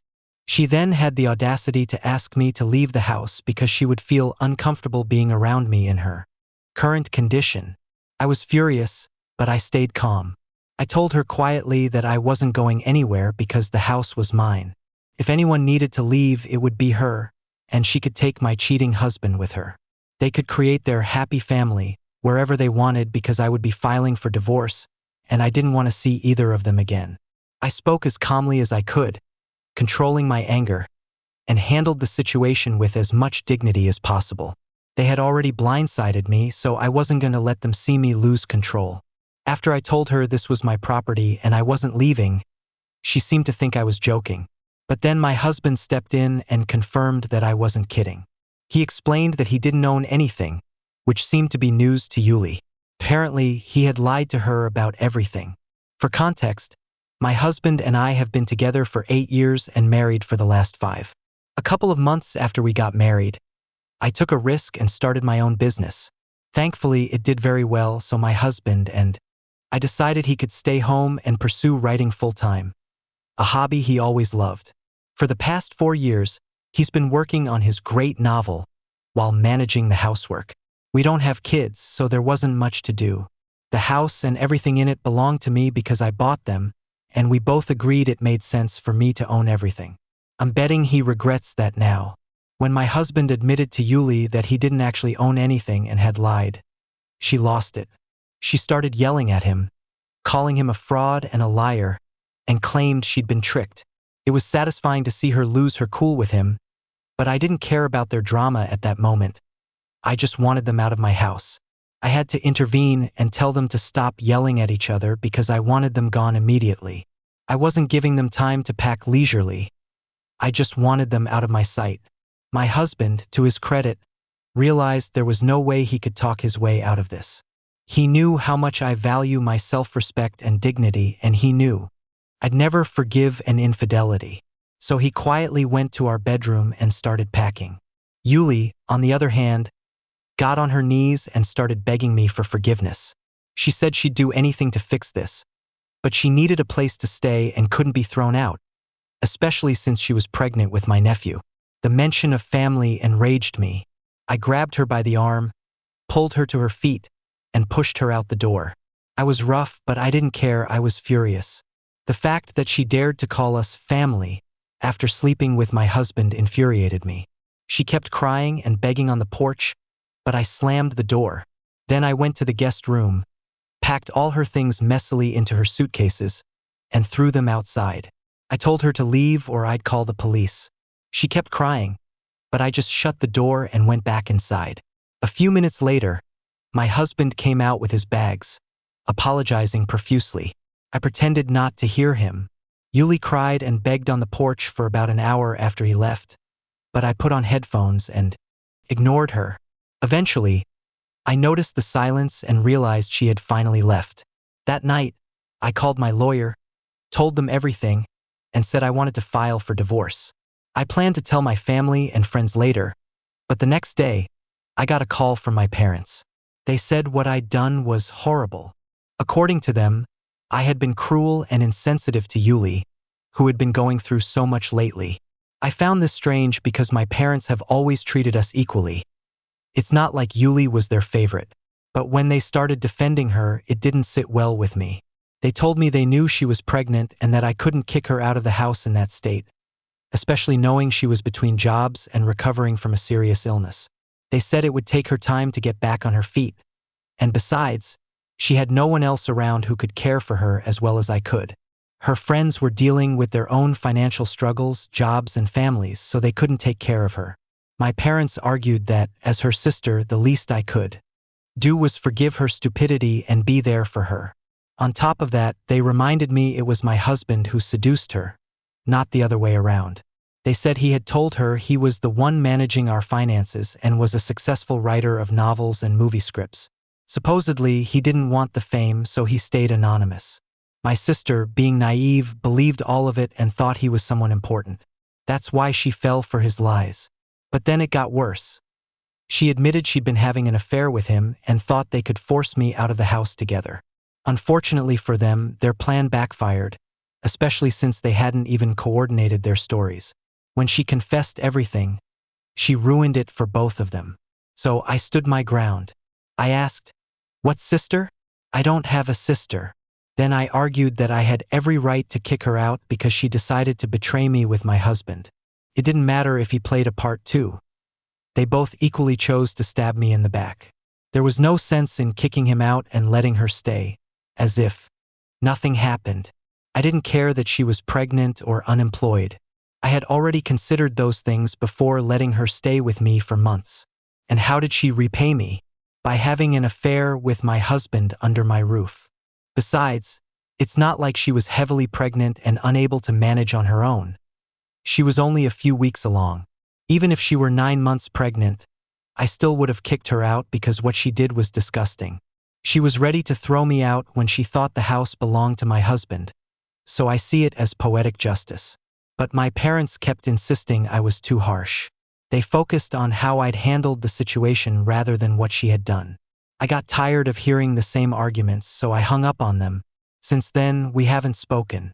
Do you think I was wrong to kick my pregnant sister out of my house? Update 1. I understand some people think kicking a pregnant woman out of my house is horrible, but keeping her under my roof after what she did would have been insane.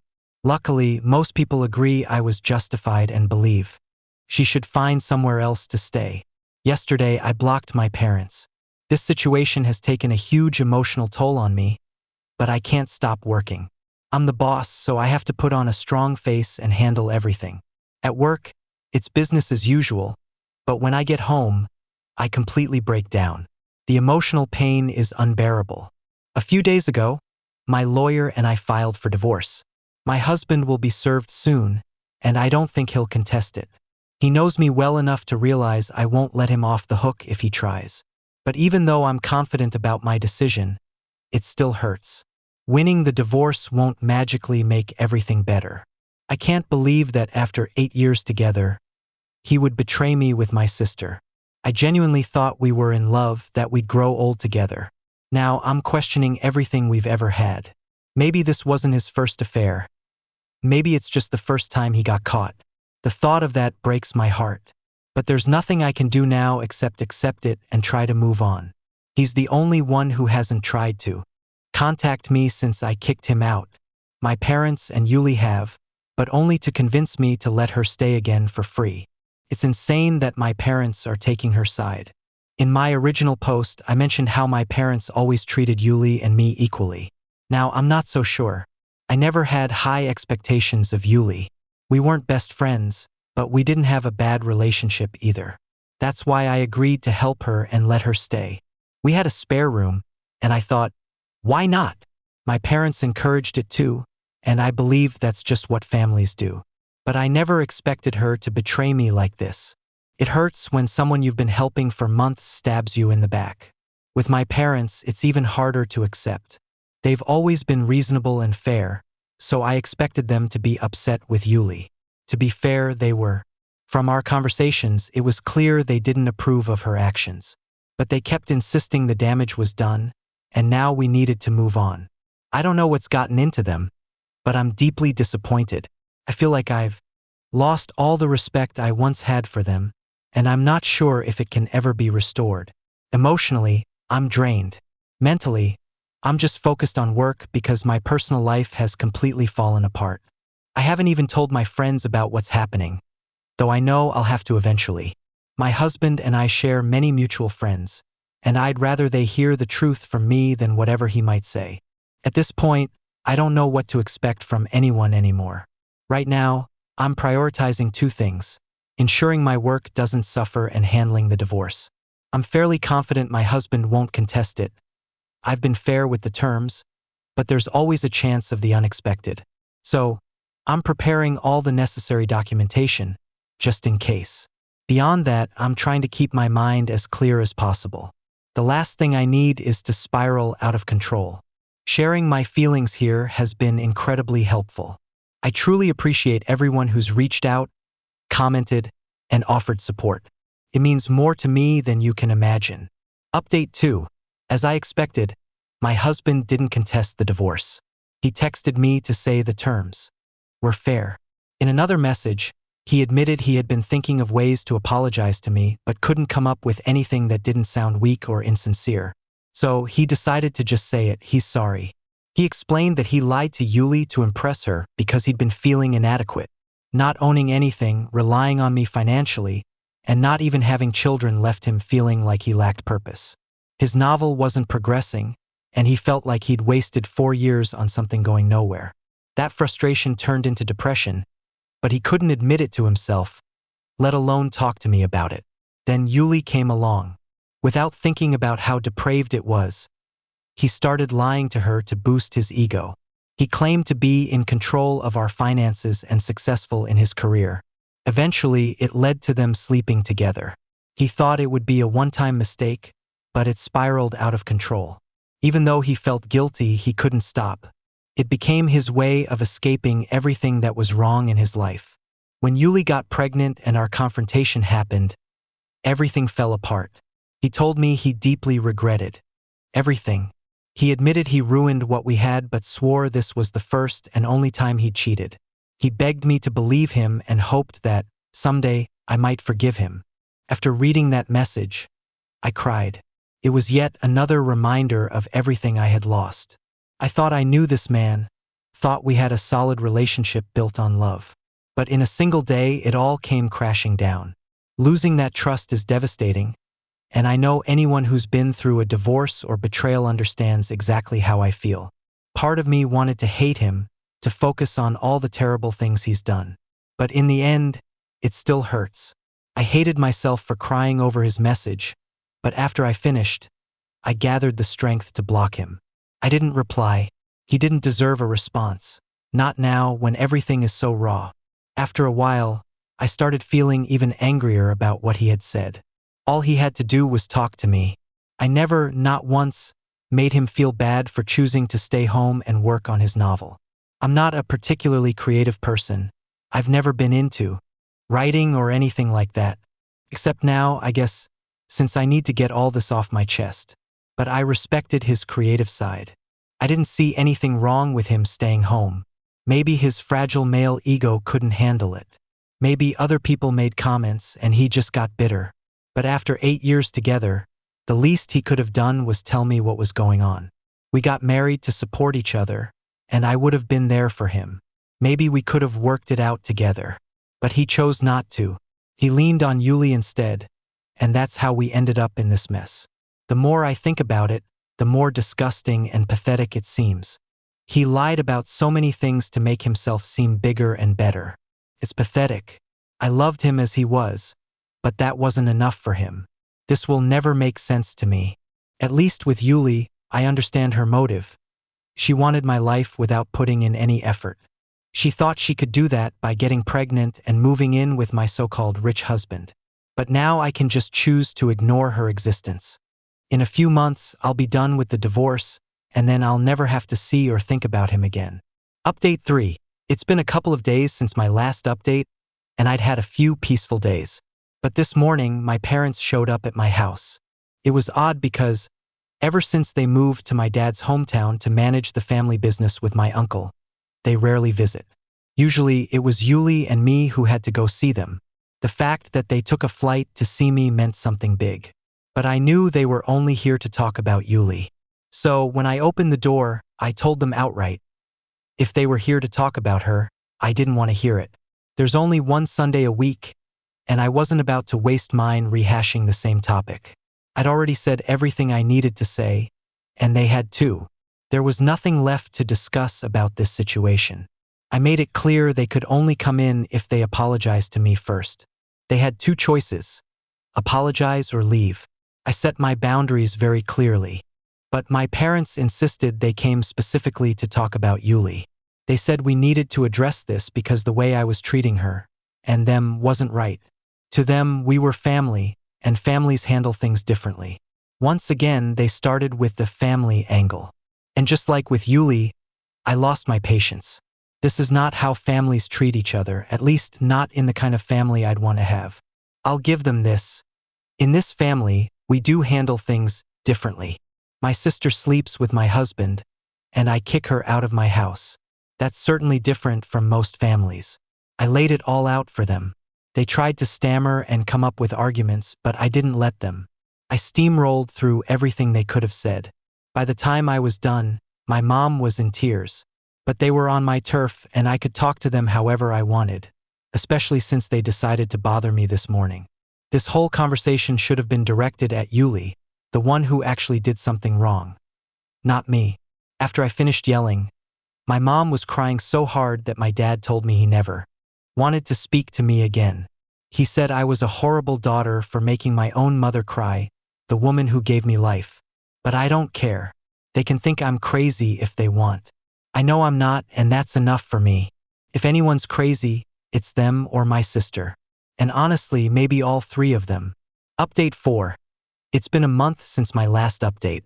I haven't been in contact with anyone in my family, Yuli included, and definitely not my parents. All I know is that they've been sending her money. As for my soon-to-be ex-husband, I've heard from a few people that he's now living with his parents. Once the divorce is finalized, he plans to move to another state. Before you ask, I have no idea what he plans to do about his child. At this point, most of our friends know exactly what happened, and the majority have started cutting him out of their lives. A few are trying to stay neutral, avoiding getting involved. As for me, my life is slowly but surely getting back on track. I'll do whatever it takes to protect my peace now. I'm not exactly happy yet, but at least I'm calm, which is a big improvement from last month. Little by little, I know I'll be happy again. After all, bad things always come to an end eventually. Update 5. This update is pretty recent because some developments have come up that you might want to know about.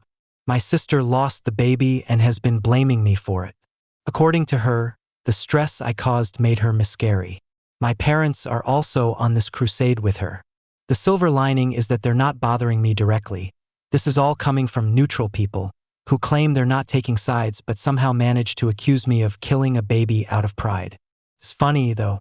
None of these people have taken my sister into their homes. So by their logic, they're just as guilty as I am. If my sister cared about her pregnancy, she shouldn't have slept with someone else's husband, especially her sister's, or at least used protection. Nothing about this situation is normal. But when the accusations come from people this irrational, it's not worth my time or energy. Update 6. My ex-husband contacted me a few hours ago, and you won't believe what he had to say. No, he didn't ask me to come back. We haven't ended on horrible terms, relatively speaking, which is why I even responded. He admitted he was wrong and, to his credit, has made the divorce process easy. I don't hold grudges against him. Not because he deserves it, but because I don't want to waste my time on anger or thoughts about him. No cheater is worth that. What he told me, however, was very interesting. He confirmed that my sister was never pregnant. He called to let me know because he'd heard about all the things being said about me and wanted me to know the truth. He also told those people the same thing. Apparently, he'd been asking her for proof of the pregnancy and even offered to go with her to a doctor's appointment several times. She always avoided it. Eventually, she announced she'd lost the baby. When he asked for evidence, she had none. He talked to my parents, and they didn't have any proof either. There's no record of her being pregnant or losing the baby.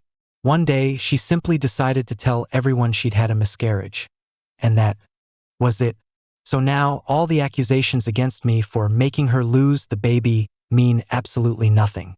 My parents have tried to contact me to reconcile, and they've even stopped supporting her financially now that they know they won't be grandparents. But honestly, it's too little, too late. I don't care what they do with my sister now.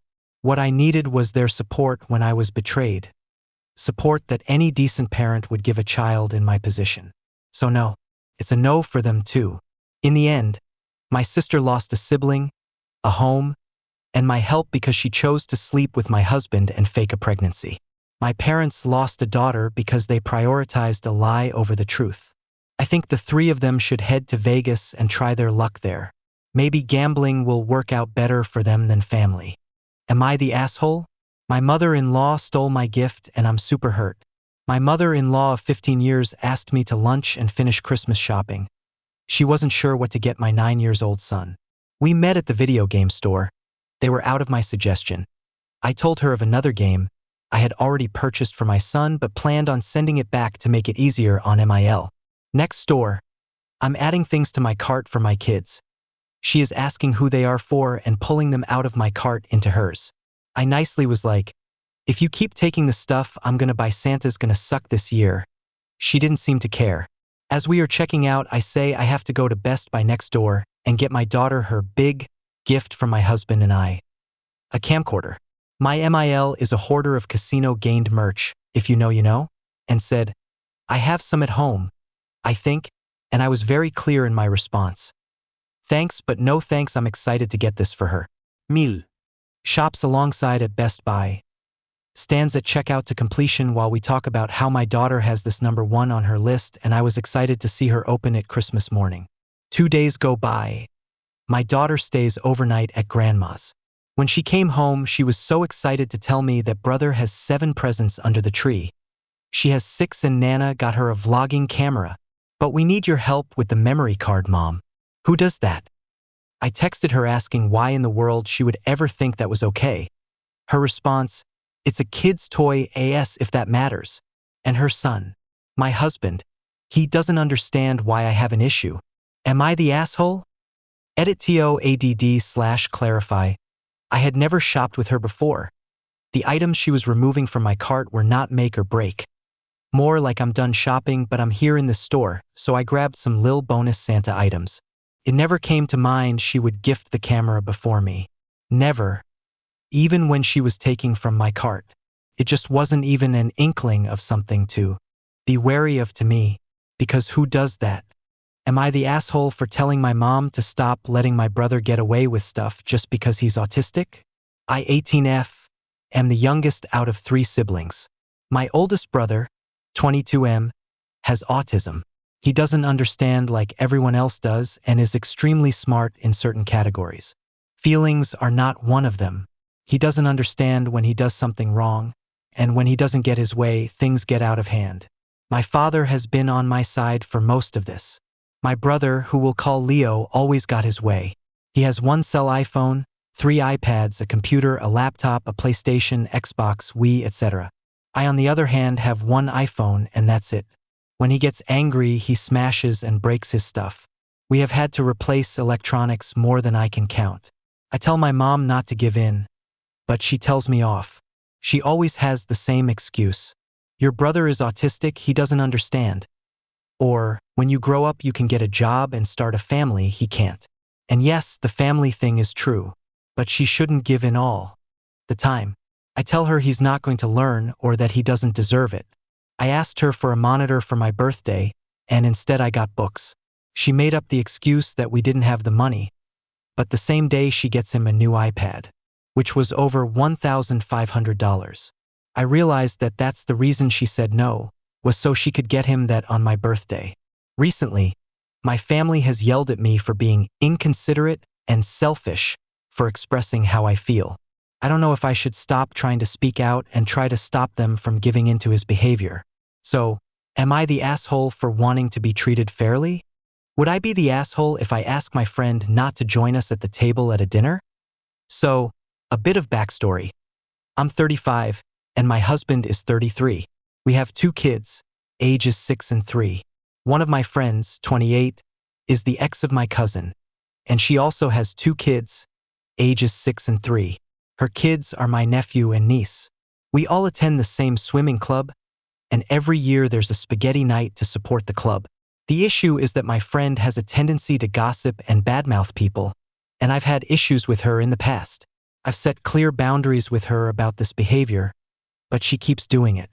Recently, at this spaghetti night, she invited someone she's previously badmouthed. I don't know this person very well.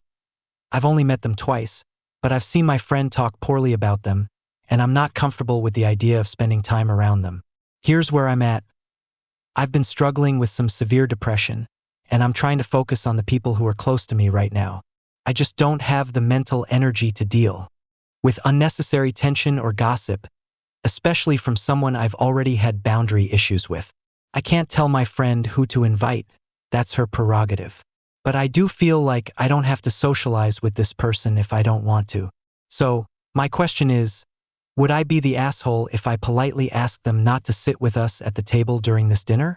I should also mention that if it weren't for my niece and nephew, I probably wouldn't stay in contact with this friend anymore. So, Wibda, would it be rude to ask her not to join us at the table for my own mental peace? Am I the asshole for giving up my sister's cat? Here's the situation. My sister, 15, has a cat that she keeps in the upstairs living room of our parents' house. This room is where my siblings and I, 18, spend most of our free time, as it's where we have our games and the TV.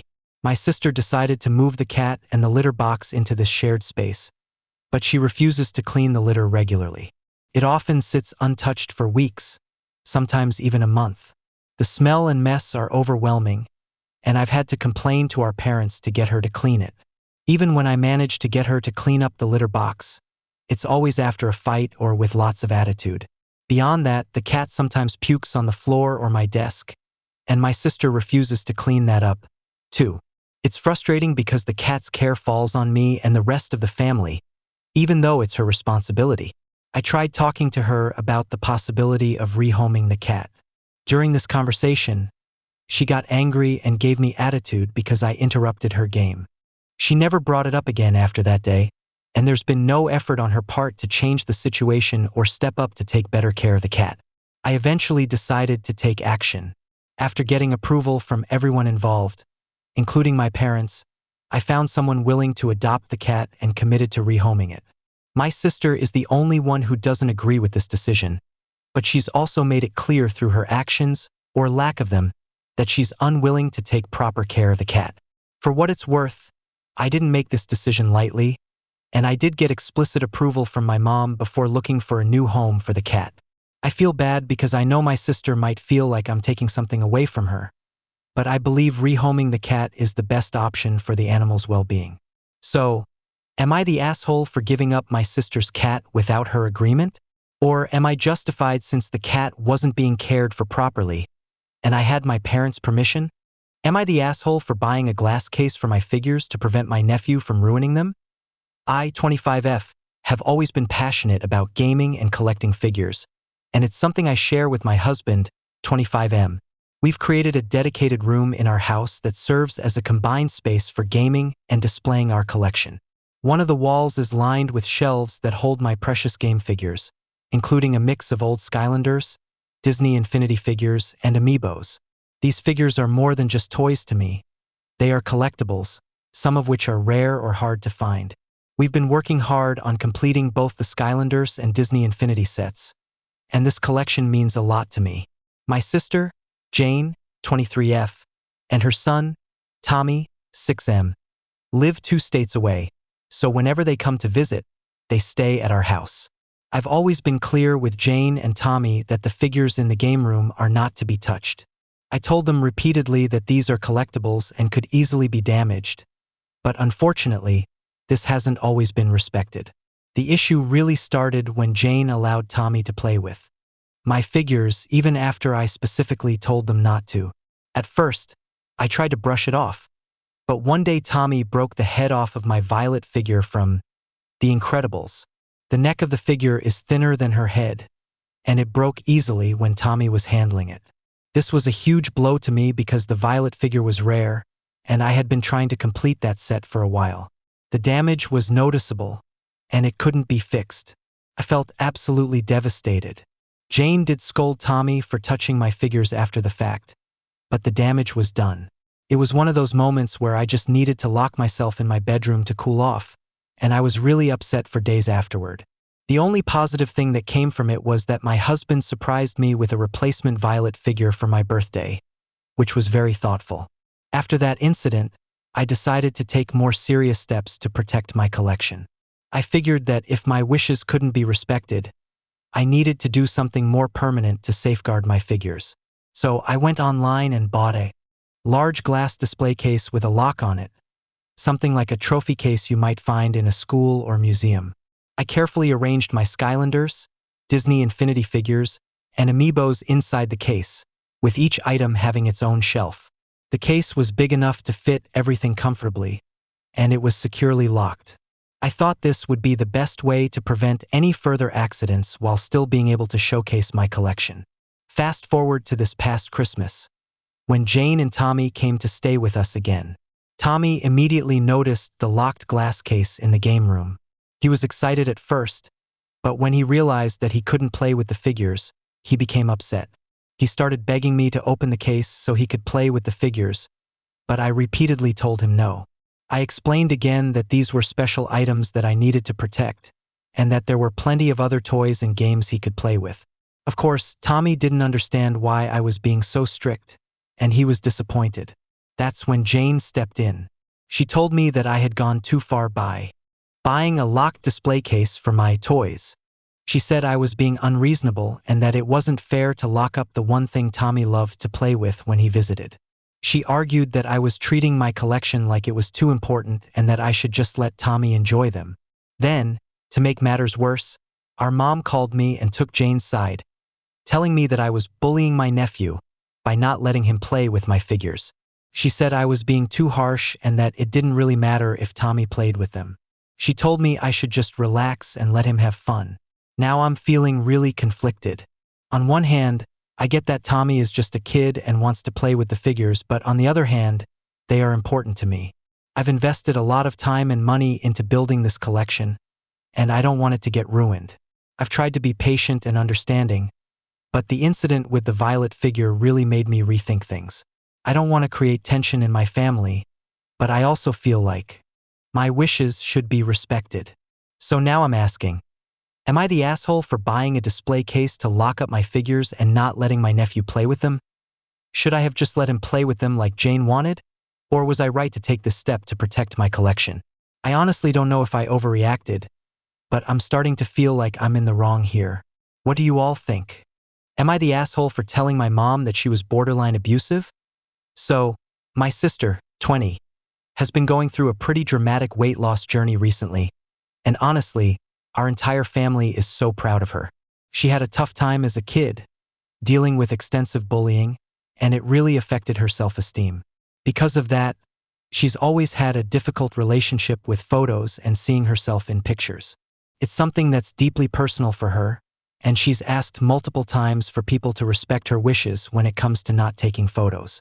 Yesterday, I came home to find my sister trying on a new top. She was looking cute and feeling good, but when my mom started taking pictures of her, my sister immediately asked her to stop. It wasn't a casual request either. She was asking repeatedly, making it clear that it made her uncomfortable. But my mom didn't stop. She kept taking pictures almost obsessively. I just watched it all happen. This has been a repeated issue in our house, and I've witnessed it several times before, but I didn't speak up right away. Then, today, my sister was talking excitedly in the kitchen about how happy she was to be getting new clothes and how confident she felt in them. My mom chimed in, saying how proud she was of her, which was nice. But then things took a turn. My mom started pulling up old photos of my sister when she weighed more, and immediately my sister asked her to stop. She was practically begging my mom not to show her those photos, but my mom didn't listen and kept scrolling through them. That's when I decided I'd had enough. I stepped in and told my mom that her behavior was borderline abusive, for making my sister feel so uncomfortable, especially after being asked repeatedly to stop. I said it calmly, but I knew it was a strong thing to say. My mom was immediately upset, and she demanded an apology from me. Now, my entire family is making me feel like I was in the wrong for pushing my mom's buttons, saying I should have kept quiet and let her handle it. I've been feeling conflicted because I really don't want to escalate things unnecessarily, but I also think what my mom was doing was crossing a line. Was it too far for me to say she was being borderline abusive, or was I right to step in and stand up for my sister? Everyone in the house seems to think I overreacted, but I still feel like what I said was warranted. Should I apologize? Or did I do the right thing? Am I the asshole for choosing my fiancé over my best friend of 3 years? To give you some context, my fiancé has recently been diagnosed with a chronic illness. Some days, she wakes up feeling absolutely horrible, and I try to make sure I'm there for her, especially during her flare-ups. My love for her is incredibly strong, and I prioritize her health and well-being above all else. Now, I've been close friends with this one person, let's call her Samantha, for about 3 years. We've been through a lot together, and she's been my only real friend during some tough times. I have a lot of anxiety and struggle to make friends, so the bond we share is really important to me. Here's what happened. One morning, Samantha asked me to take her boyfriend, let's call him Mark, to work because he didn't have a car. Samantha lives in the same neighborhood as me, so it wouldn't have been a huge deal on any other day. The problem was that my fiancé had been going through a particularly bad flare-up the night before. She had just fallen asleep, but I knew that when she woke up, she might feel even worse. I wanted to be there for her, so I told Samantha I couldn't take Mark to work because I needed to make sure my fiancé was okay in the morning. Instead of being understanding, Samantha snapped at me, saying, "It's always something with her."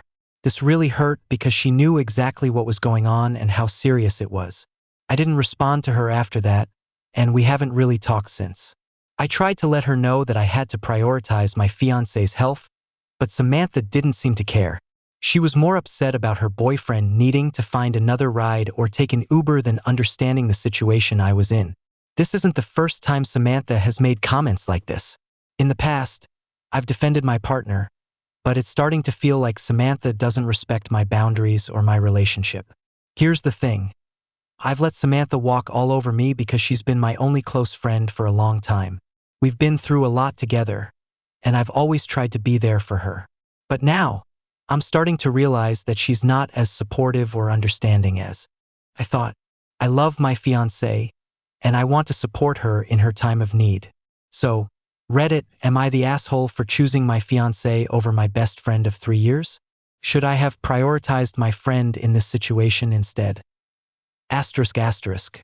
Am I the asshole for making a financial decision my partner didn't agree with?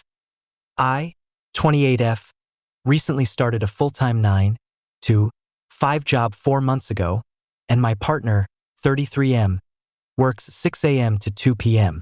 We have 3 kids, 2 girls, 9 and 6, and a boy, 5. The situation started with daycare costs. Initially, daycare was costing us $400 a week, $250 for the older 2 kids for before and after school care, and $150 for M5 who was in full-time daycare. After a couple of months, I suggested that we cut daycare for the older 2 kids to save some money. We agreed to that, and it brought our weekly daycare bill down to $250. I took over the morning drop-offs, and my partner agreed to do the afternoon pickups since we both work close to the school. A month later, my mother-in-law, 53, lost her housing and moved in with us. She offered to watch M5 for free, which would save us even more money. After discussing it, we decided to pull M5 out of daycare entirely. He now stays with his grandma while I work, and she also helps with other things around the house. This change has been a huge relief, financially, but my partner hasn't been happy about it. I understand that daycare used to give him time to unwind after a stressful day at work. He's second in charge at his workplace and carries a lot of responsibility. But even at $250 a week, I felt that the cost wasn't worth it when we had a more affordable option available. The money we saved now goes toward groceries and weekend activities with the kids, which has made a big difference in our budget. Still, my partner has been frustrated with the change, and it's causing some tension. I know he's been struggling with it, and I do feel a bit guilty for pushing the decision. But at the same time, I feel like I was doing what's best for our family, financially and otherwise. So, AITA for cutting daycare and asking him to adjust, or should I have compromised more? Edited TOADD. I just wanted to clarify that we did discuss the change before I made the decision. At the time, we were both concerned about our finances, especially with inflation and rising costs. My partner agreed that cutting daycare for the older 2 and finding a cheaper option for M5 was a good idea. However, now he keeps bringing it up and expressing frustration, which has started to make me wonder if I made the right call. Am I the asshole for refusing to help another CNA? I'm a 27-year-old woman working as a CNA on a med-surg unit of a hospital. I've been working on the same floor for 3 years, And while I've had my share of conflicts with coworkers, especially during the pandemic, nothing major has ever happened until a couple of days ago. The other night, I was sitting at the computer to do some charting when one of the night shift CNAs came in and asked if I could go clean up one of her patients. Apparently, the patient had just called out, and she hadn't had the chance to start her vitals rounds yet. She asked me to handle the cleanup because I was already done with my assigned tasks. Normally, I try to help when I can, but this time I just snapped. I told her if she could be downstairs getting coffee for an hour instead of doing her rounds, then she could handle being behind on her own. She got upset and said I was rude and selfish. She tried to argue that I needed to help her since I was sitting on my ass. And I told her I was sitting down because I had already finished everything for my patients. She stormed out and went to the charge nurse, telling her that I refused to take care of a patient because they weren't assigned to me. I tried to explain my frustration to the charge nurse, but she wasn't really having it. Long story short, I got yelled at, had every call light on the floor directed to me for the rest of the night, and the night shift charge nurse reported me to the nurse manager for insubordination. I didn't get written up because it was my first offense, but I did have to meet with the manager. I was told that I can't refuse patient care requests, even if the patient isn't assigned to me, because the patient suffers while we argue.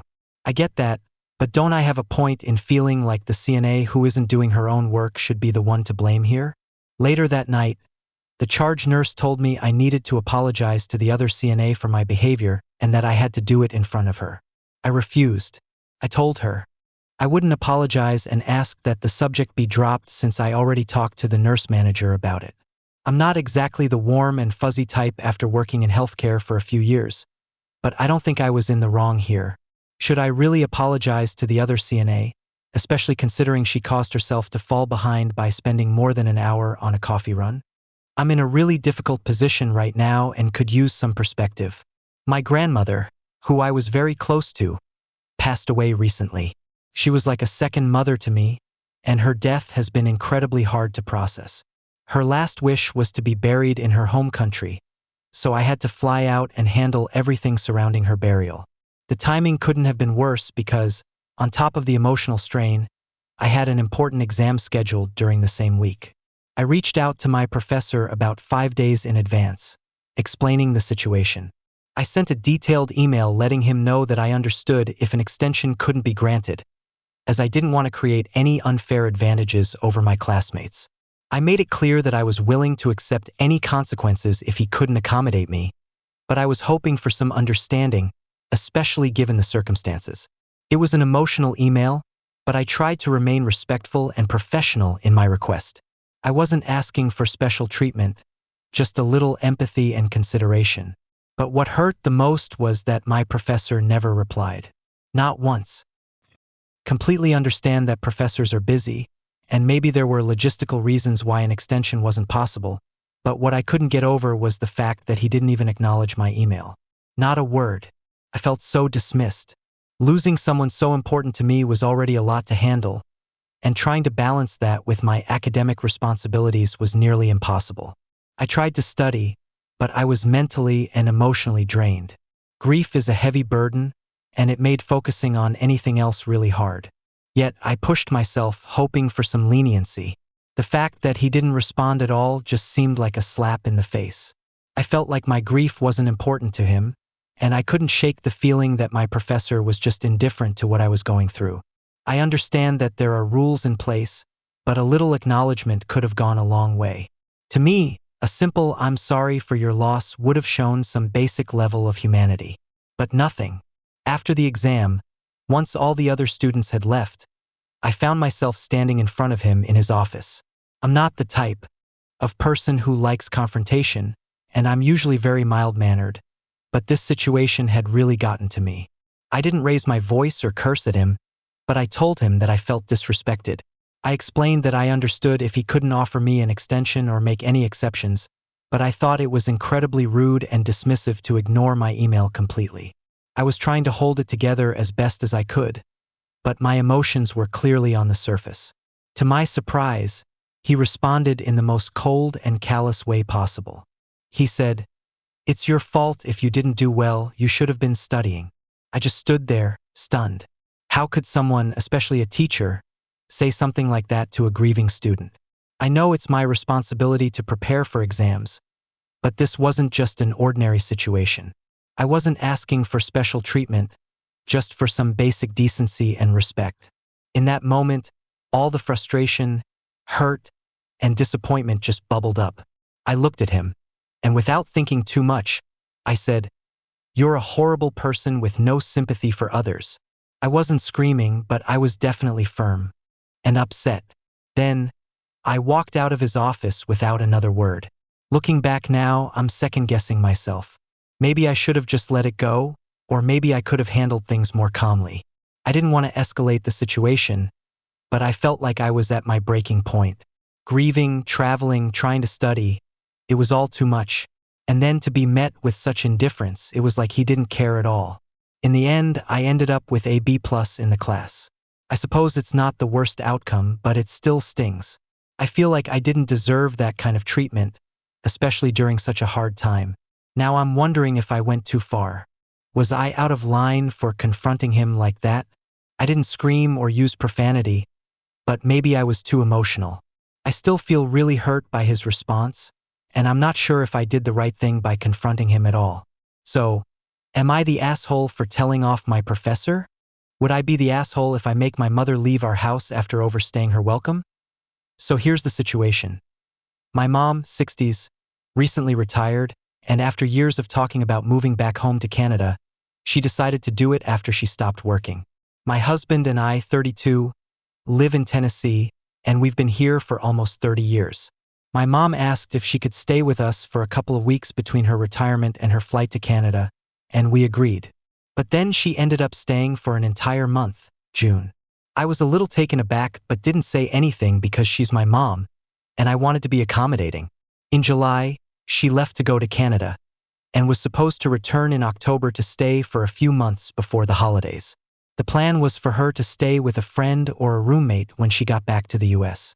But as things happened, that fell through and she asked if she could stay with us again. I wasn't sure about it, but when she basically showed up at my doorstep with no other options, I didn't feel like I could turn her away. That was in early October, and now it's almost Christmas. So she's been here for nearly 3 months, and I am really starting to feel the strain. My boyfriend is frustrated. He pays for all of our bills, and he feels like it's no longer a comfortable situation for him. Our house is tiny. We have 3 kids, a dog, and now my mom has completely taken over the living room and couch. There's literally no space left for us to just hang out as a family, or even to watch TV without feeling like we're intruding on her space.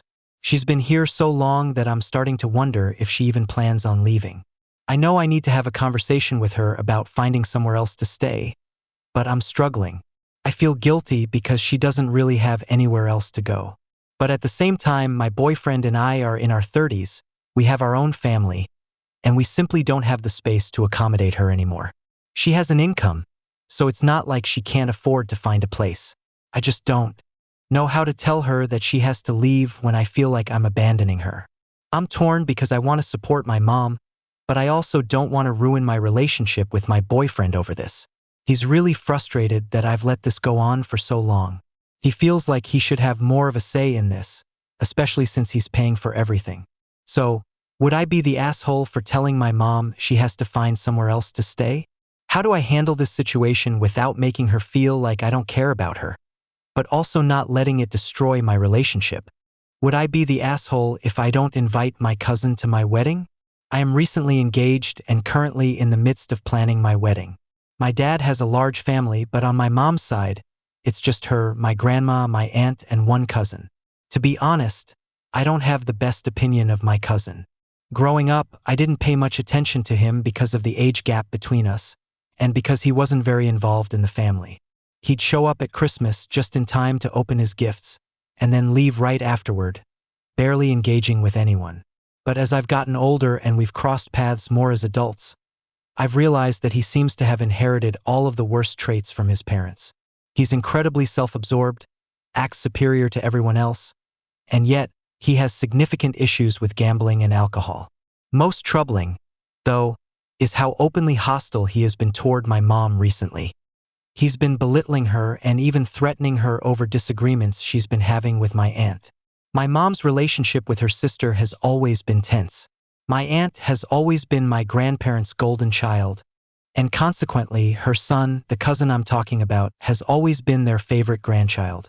I love my aunt, but she has a history of causing tension between her and my mom. She knows that no matter what happens, or who starts it, Grandma will always take her side. And so, my mom has to do the emotional heavy lifting and try to fix things every single time. Things have gotten even worse since my grandpa passed away. My aunt has been unbearable. After Grandpa died, Grandma moved out of her house, but not before my aunt essentially raided the place, taking anything of value, selling it, and keeping all the money. When Grandma tried to give my brother Grandpa's truck, since he doesn't have a car, my aunt made it so difficult that they had to argue about it for weeks before finally letting her sell it. Meanwhile, everything with sentimental value from Grandpa, his veteran's flag, his medals, and the pocket knife he carried daily, was given to my cousin. I, on the other hand, was given a random mug I had never even seen before. I might have let the inheritance situation slide, if not for one thing. When my grandpa passed away, my cousin didn't show up. He didn't come to the funeral, didn't offer any support, didn't even bother to attend.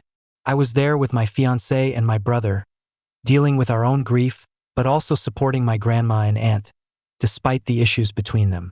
During that time, I overheard a phone call where my grandma, an 80-year-old woman who had done everything for him over the years, bailing him out of jail, taking him in when his parents abandoned him, and always being there for him, pleaded with him in tears to come be with her, and he refused.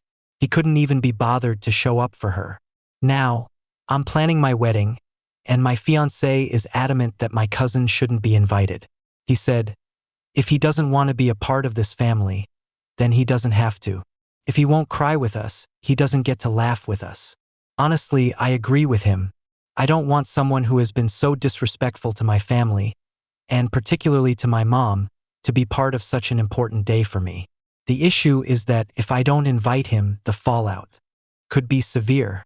My aunt would never forgive me, and my grandma would likely be devastated that I've chosen to exclude him. My mom, however, hasn't asked me to not invite him. She doesn't want more conflict, and I understand that, but at the end of the day, it's my decision to make. There's also the chance that, even if I do invite him, he won't come anyway. He's been so detached from the family that it might be more trouble than it's worth to even extend the invitation. It could end up causing unnecessary drama where there doesn't need to be any. So, am I the asshole if I choose not to invite him, considering all the bad blood? Or should I just go ahead and invite him to avoid causing a rift in the family?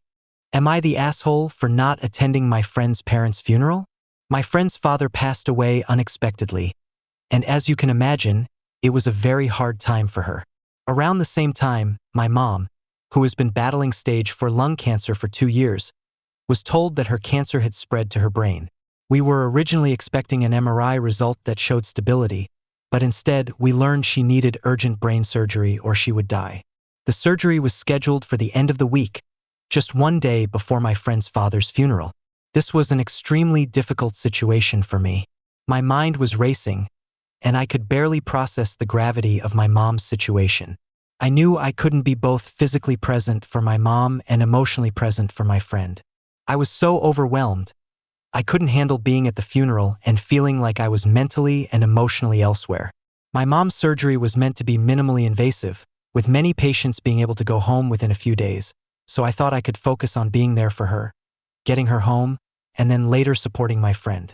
But things didn't go as planned. My mom's surgery turned out to be much more complicated than expected, and she ended up spending 2 weeks in the neurology ICU. She was unwell, and at one point, she tried to pull out her cords, became agitated, and even lashed out at me, calling me names and accusing me of being a terrible daughter. The situation escalated to the point where security had to be called, and it was over a month before she could be transferred back home. During all of this, I kept in touch with our mutual friend, trying to explain my situation and check in on how she was doing. I also talked to my therapist about my guilt over not being there for my friend, but she helped me realize that I simply didn't have the emotional capacity to be there for anyone else, especially considering what was happening with my mom. Now my friend has reached out to me, saying she's hurt and upset that I didn't attend the funeral or support her in her time of grief. She's completely justified in feeling that way. She said that my mom's surgery wasn't a valid reason for me to not show up for her, and that I could have at least sent flowers or a card, which in hindsight, I absolutely should have done but didn't even think of at the time. What makes this even more complicated is that I lost my own parent when I was 14. So my friend is hurt that, having gone through that myself, I wasn't there for her when she needed support. I tend to deal with my emotions by retreating inward, taking space, and processing alone. But I didn't consider that my friend might deal with grief differently, and I should have been more mindful of that. Now, I feel like a terrible friend and a huge asshole. I regret not being there for her, but at the same time, I truly didn't have the emotional bandwidth for it. So, am I the asshole for not attending my friend's parents' funeral? Or is she justified in feeling hurt? Am I the asshole for not inviting my boss to my personal holiday party? Every year, my partner and I throw a big holiday party for friends and family in early December. It's something we've done for the past 5 years. I've been working at my current company for 3 December holidays now. The first year, I only invited 1 or 2 coworkers, just the people I was close with. The next year, I expanded the invite and included more coworkers, including my boss. I work at a small company, about 25 people. So it wasn't a huge deal. I was happy to have anyone come, and about 7 to 8 coworkers, including my boss, showed up. It was fun, no issues. This year, however, things have been different. I've been having some ongoing issues with my boss. I still like them as a person, but as a manager, they've been difficult to deal with. I've been working hard to set boundaries for my mental health, and the boss has not been very supportive of that. So this year, I decided to only invite a handful of coworkers to the party. Not everyone from the office. I didn't invite my boss partly because of the issues we've had and partly because some coworkers had expressed they didn't want the boss there either. I didn't want to make a big deal out of it, so I kept it quiet. If my boss had asked me why they weren't invited, I would have been upfront about it, but they never brought it up. After the party, things started to change. My boss has been giving me the cold shoulder, being petty, and excluding me from important work. It feels like I went from being a favorite employee to barely getting acknowledged. At the company's Christmas party, my boss made sure I was seated at the back of the room with people he's not fond of. There was no communication, and the vibe was pretty tense. I honestly thought I was making the right decision for myself and the other people who were invited, but now I'm dealing with these awkward, passive-aggressive consequences. For context, I'm in my 30s, and most of the party guests were in their 30s as well. My boss is in their 50s, which also may have played a role in how the situation unfolded. Just to clarify, I didn't uninvite my boss. Last year, I invited them, and this year I just didn't. So, am I the asshole for not inviting my boss to my personal holiday party? Or did I make a reasonable choice, and now I'm just dealing with the fallout? Am I the asshole for making plans with my colleague and her fiancé, not knowing he has history with my fiancé's ex? I, 28F, recently got into a huge argument with my fiancé, John, 36M, over what I thought was an innocent plan to hang out with my colleague Andrea and her fiancé Andrew.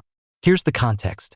A few days ago, after a 9-hour drive home from our holiday, John and I went out for drinks with my boss, Andrea and her fiancé, who flew in from another country, and a few other friends.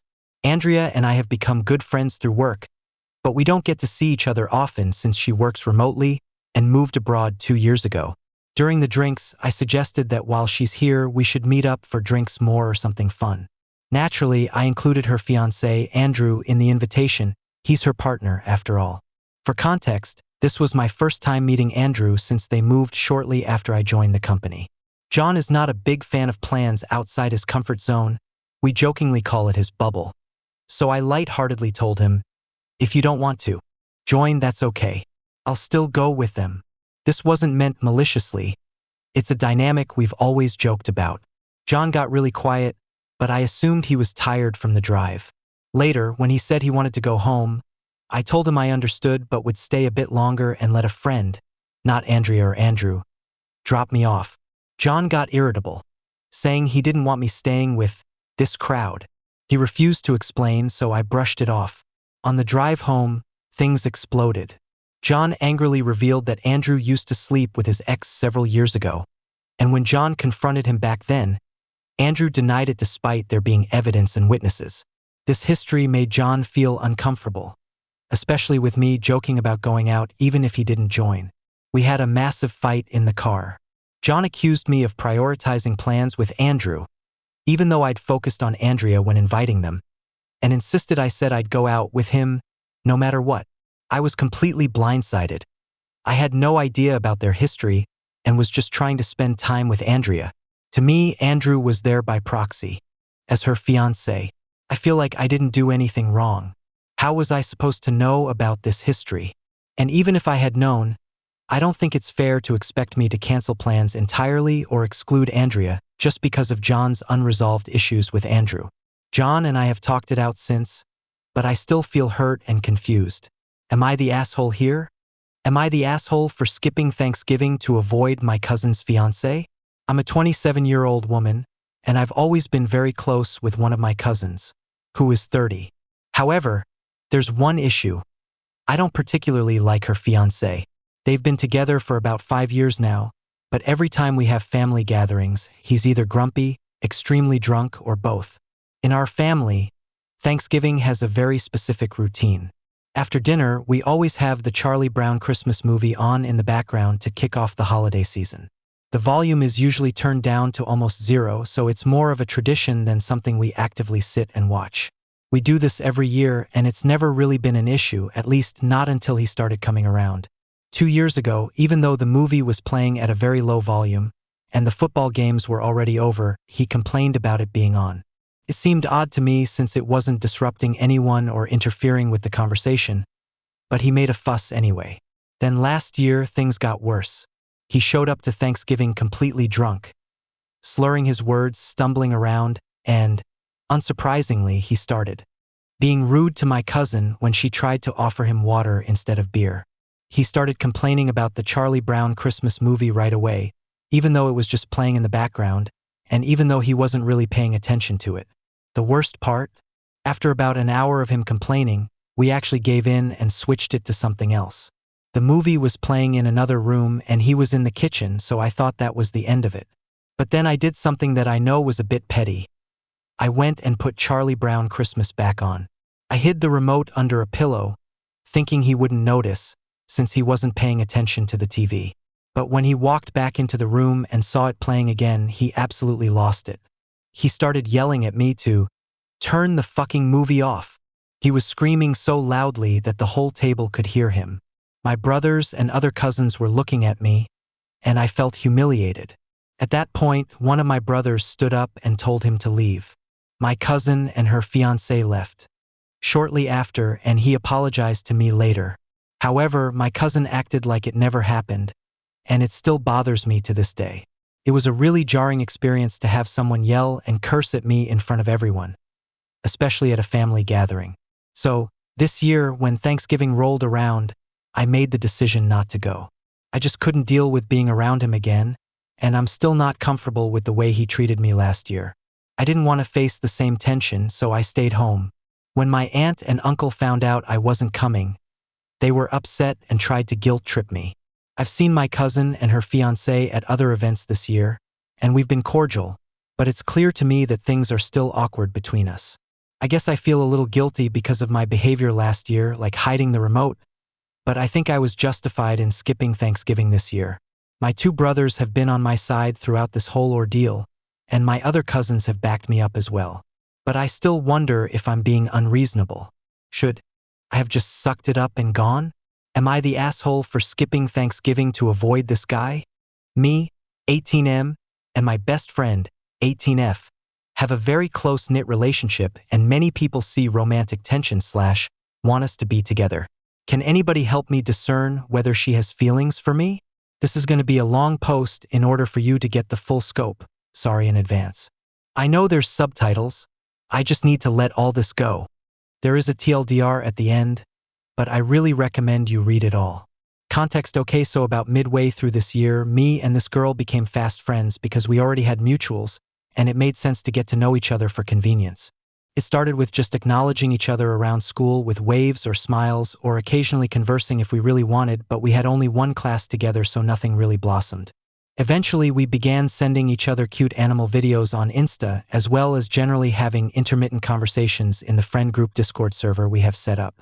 Soon enough, she asked if I'd like to hang out in person, and that's where our friendship actually took off because we were both sort of forced to be around each other for a day with no other friends in the equation. We talked for hours and we really got to know each other, which just made us more eager to finally become close. This eventuated in calls where she would pick out a movie/show and we'd watch it. They are always superhero related, and while I'm not particularly into that sort of thing, I watch it for her. At the time, these calls were nightly, but they've declined to a level where it's more like multiple times weekly, but occasionally she will do nightly ones when she's bored. The calls last for an average of 6 to 8 hours where it's just a movie and then talking. She is genuinely the only person who I can talk to about anything and not get tired of, and she reciprocates this feeling with me. We tell each other everything from secrets to insecurities to mildly interesting things that occur in our day-to-day. The calls were the main driving force between us, but recently, it's also started to shift to semi-common hangouts.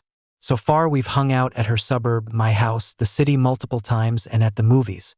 We're planning for her to come over for the day and watch movies in person at my place sometime after the new year as well.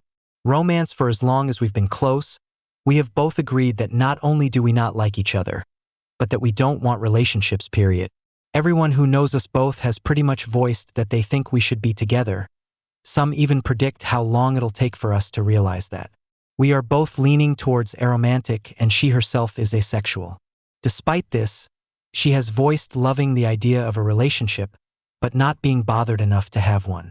Her ideal relationship would be a best friend she can be clingy with. I reciprocate this. That sounds great, but I'm not a dater.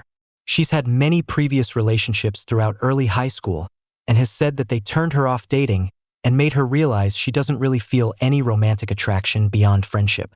I really feel she contradicts herself a lot and may even be confused about her intentions/ideals. Hell, she even says she has a type.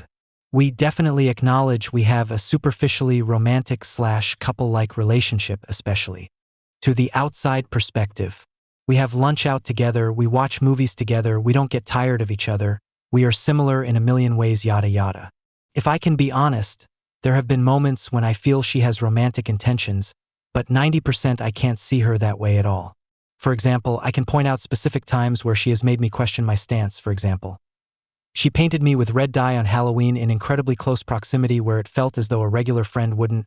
She leant into my arm for the entirety of a movie we watched in the theaters to the point she was hogging my armrest and not using her own. We shared food and went out for ice cream together. We call late at night and share intimate discussions.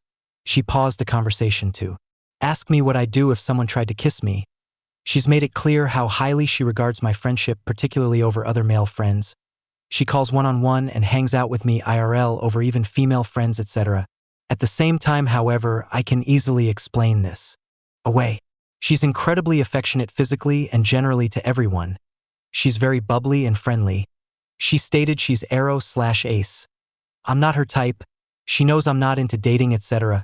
One thing I should mention is that she was asked out by a mutual friend earlier this year, and she rejected him based on her aromantic identity. I know they were really close before, but I don't believe it was to the same degree I am with her now. How to tell my boyfriend I'm anxious about going on a trip with his family.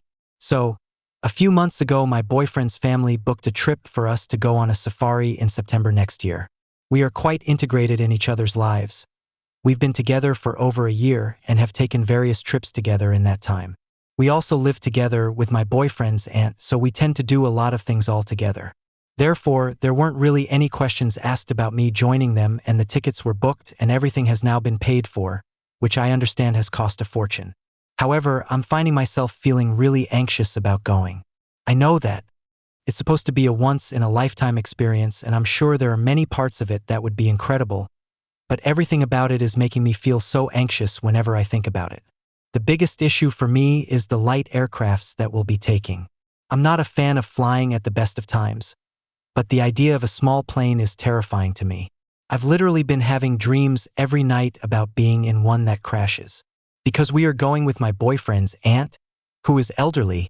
She has also booked 5 trips on a light aircraft as she didn't want to do the long drives instead.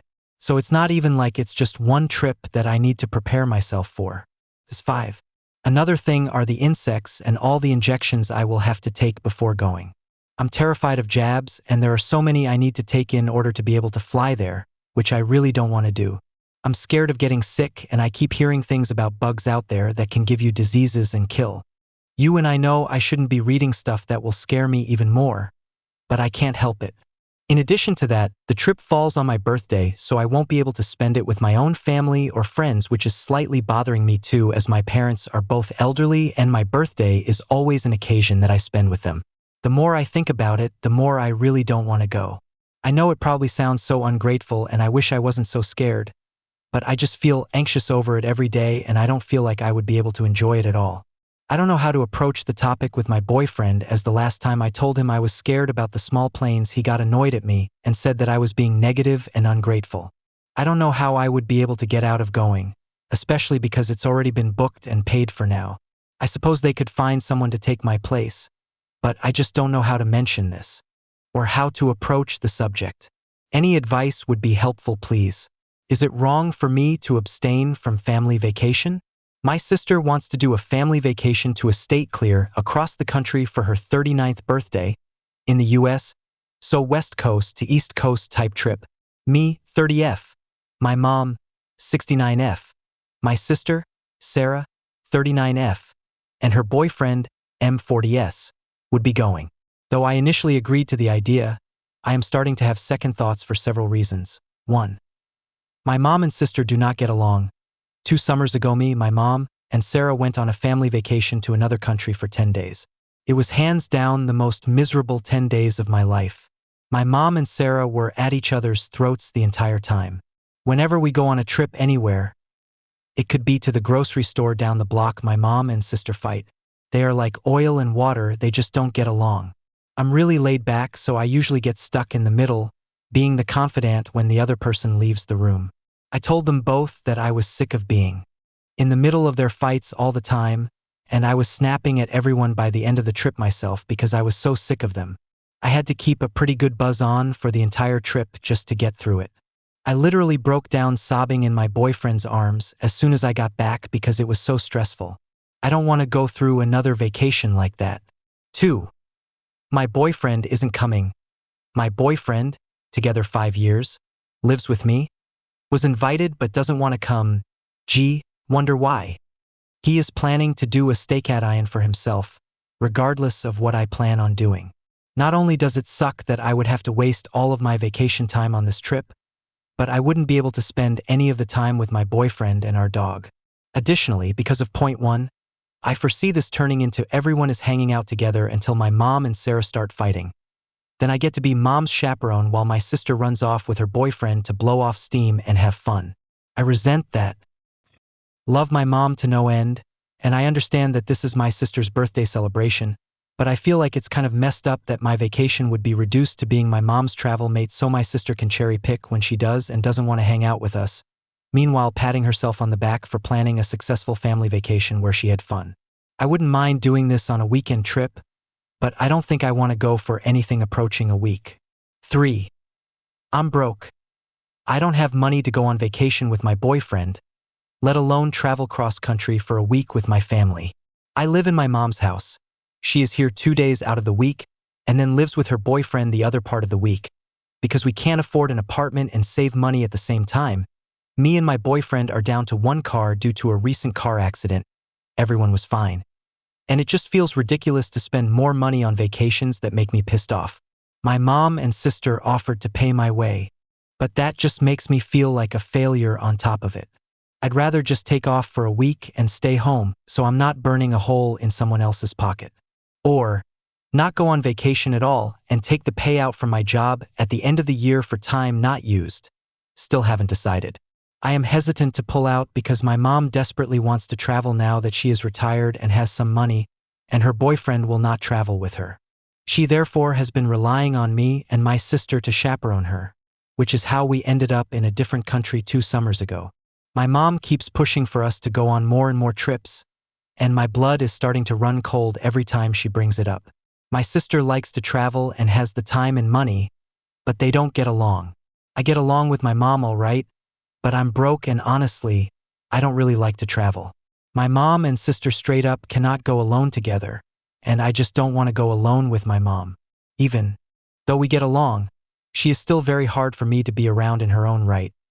She is extremely overbearing, and while I can power through her attitude and still have a decent time doing things with her, it is extremely draining, and she's just getting worse as she gets older. I stop enjoying time with her after about the third day, if I'm being honest. Traveling is extremely stressful for me, and I typically do not go too far away from home if I can avoid it, and once again, I feel resentful that my extra cash and vacation time would be put towards a trip for the benefit of other people. Even if it is my mom. I love her, but this shouldn't be my job. Even if it is my sister. I love her and I'm happy it's her birthday, but this whole situation is too much me getting screwed over. Everyone else getting what they want. At this point, I don't know what to do. The last vacation we went on was horrible because they made it miserable with their fighting.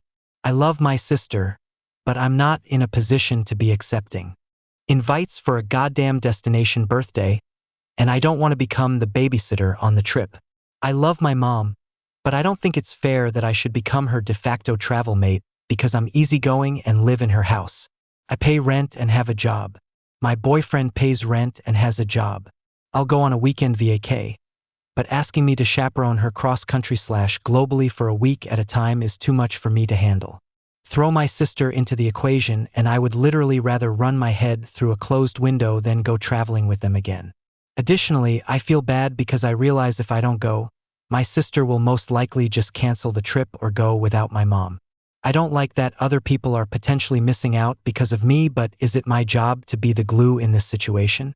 Abandonment issues in long relationship? TLDR. I'm so anxious of my partner just up and leaving me that it's taking over my life. I, 30, have been in a relationship for over 3 years with M, 28, with my previous relationship being 7 years. My current partner is everything I could dream of. He is consistent, reassures me, and just a good person and partner.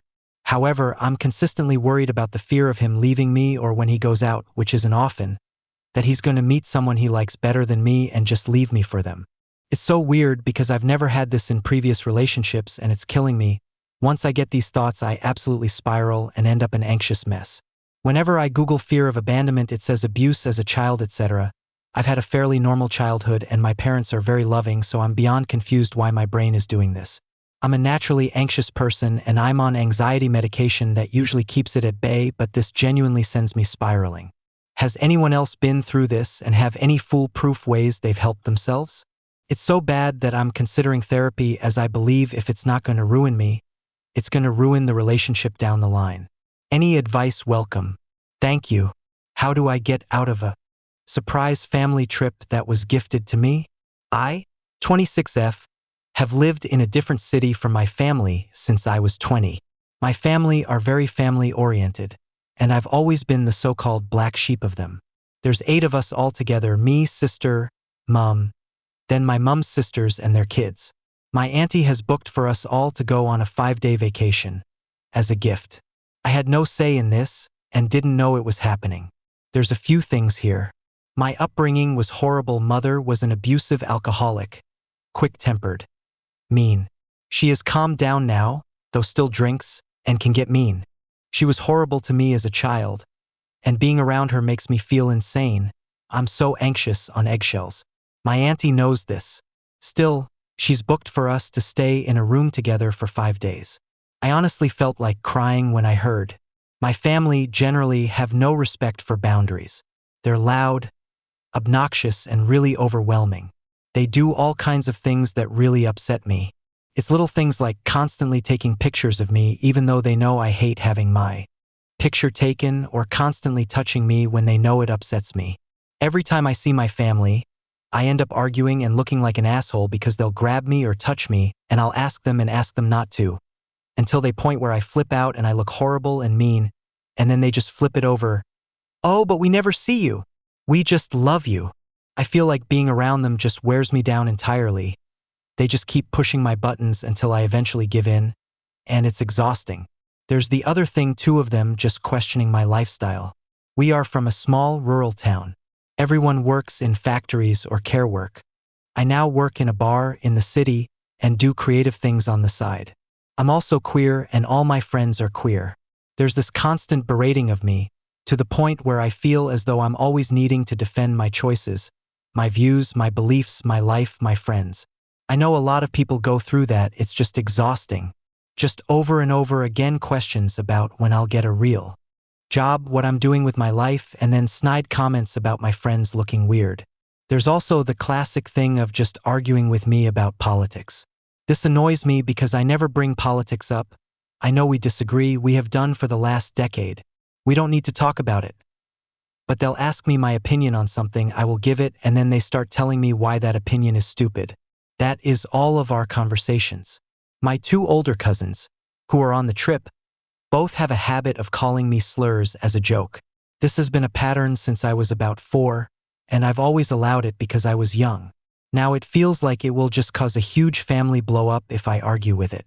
Lastly, the trip is something I'm just completely not going to enjoy anyway. It's an activity-based trip with loads of sports and things. Honestly, my worst nightmare. Despite all this, I still want a relationship with them. I can't straight up tell them that I don't want to go and release all these issues to everyone, so I need to find a way to get out of this trip. My 27M, roommate/friend with benefit, 26M, has brought in a third, 38M, into our relationship. How do I deal?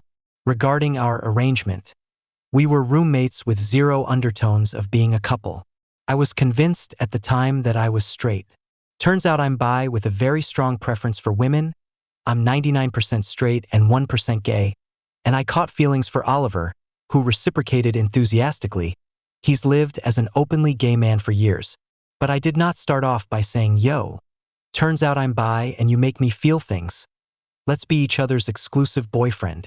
Rather, we kind of stumbled into kissing/cuddling/sleeping together pretty much daily, being friends with benefits who live under the same roof, share everything, including pooling both our incomes like a married couple. Oliver is very liberated in this way. He thinks nothing of sleeping with friends. I'm more traditional and thinking of Oliver as my boyfriend, even though we were never exclusive. Oliver kept having one-night stands all the while. We kissed for the first time about 18 months ago, and I did not mind because the other guy would be in and out with no feelings. With Isaac, Oliver is actually dating him, going to the cinema, getting invited to restaurants, being romantic, spending evenings in our home watching movie and kissing on the couch. Isaac showed up in my life 2 months ago, but Oliver has known him longer. Isaac knows about me and is fine with it. He's into poly and even offered to be a throuple with me and Oliver. And he leaned in to kiss me on the lips once. I dodged. I am not into Isaac at all. If I were to date someone else, it'd be a woman, but both Oliver and Isaac are strictly gay. And if I dated a woman, I think my relationship with Oliver would collapse because he would have Isaac, I'd have a girlfriend, and our be best friends, roommates, and also do the nasty together all the time relationship, which I love more than anything, would be over. I have talked about it in depth with Oliver, and it's what scares me most. Oliver understands I'm jealous, and it hurts me to see him with Isaac, but his stance is that he never agreed to be my exclusive boyfriend, that he is totally fine continuing being friends with benefits with me while he dates Isaac seriously, but he won't abandon his freedom. I offered to make him and me an official couple, again no cigar. He likes me but refuses to block all his other options, which is why he dates Isaac, because both of them are into non-monogamy, and he can have an official boyfriend in Isaac while continuing to sleep around, just to be hitched with me. He says my options are keep the status quo where he dates Isaac and sleeps with me for fun, but I keep feeling jealous and neglected like I have for the past 2 months. We break up and I move out of our apartment and he continues to date Isaac. Or I accept Isaac's offer to be a throuple and I'll be included in the dating Isaac thing. None of the options include him letting Isaac go. What should I do? All 3 options seem horrible and depressing. Which one should I choose? How do I, 22M, help my GF, 21F, embrace her interest in girls? We have been dating for 4.5 years. Within the first month, she told me that she thought she was bisexual, but wasn't sure yet as she never even tried anything with girls. At that time, I didn't feel very comfortable as I already felt very jealous at the thought of her liking other men, and adding women to the list of things that worried me would probably be too much then, lol. We never spoke about it again, until recently when she told me she liked looking at girls, watching videos of girls kissing other girls, among other stuff. She was hiding all of this from me for quite some time. And for some reason, I wasn't mad about it. I was actually kind of interested. We talked about adding another girl to our sexual endeavors, but turns out it's not something we want to deal with as we're worried about what it could change in our relationship. But nonetheless, the thought of her being into girls is something that I really like nowadays and something I wanted to explore more, even if not physically, but I would really like her to be more open about it with me and to stop hiding what she likes. Any tips on how I can help her embrace this side of hers more? I, 28M, have a weird dynamic with my best friend, 27F. How do I know if I should move on or not? I, 28M, have a very weird dynamic with my best friend, 27F.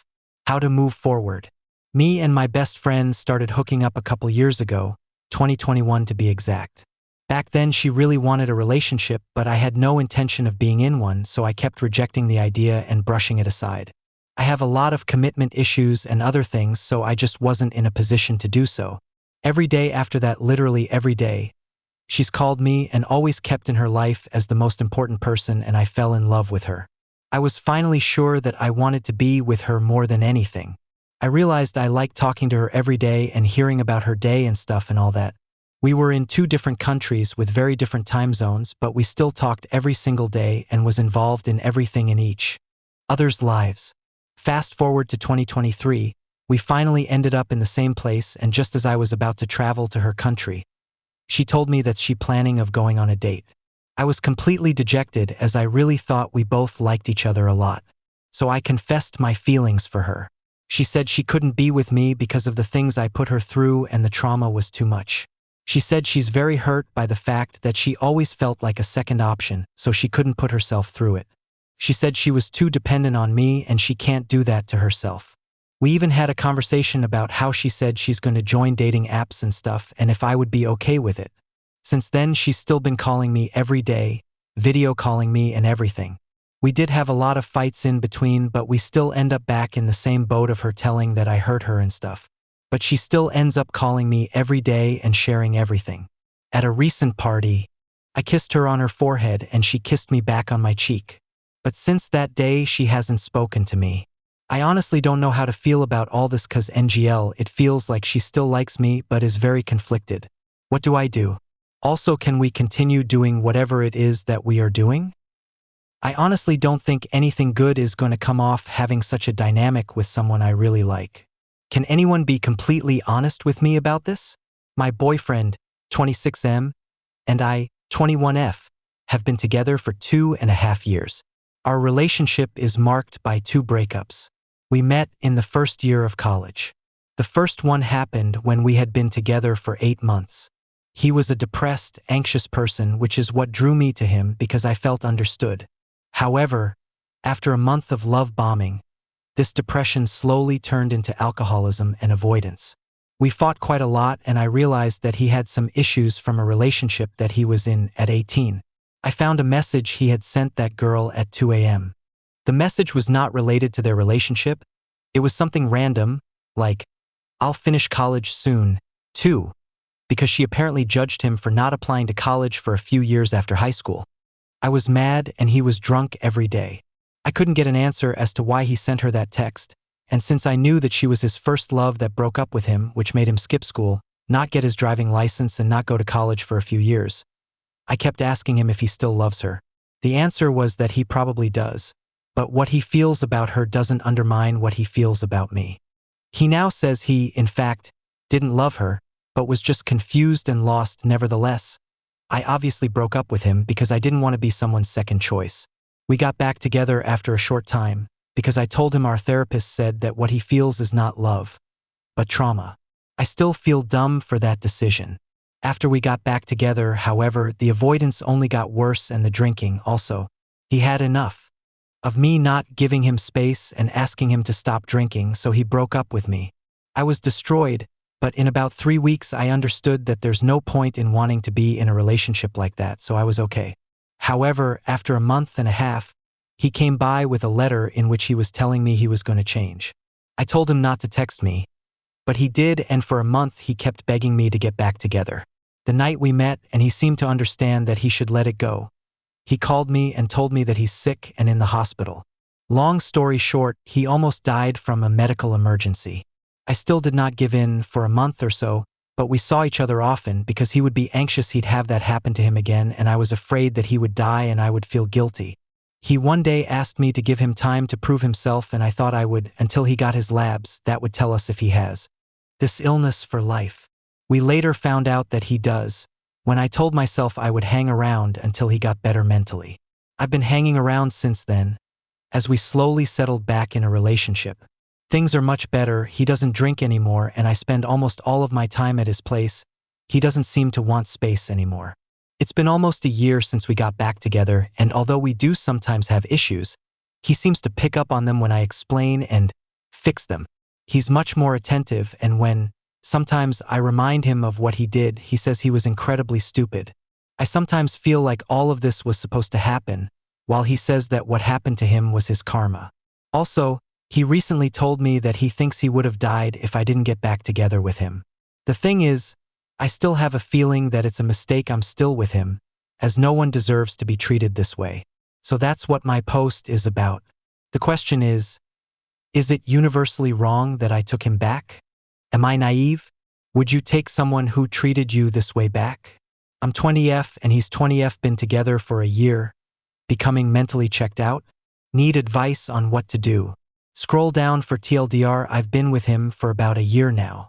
He's in the military, we started dating not too long after basic once he settled in on post.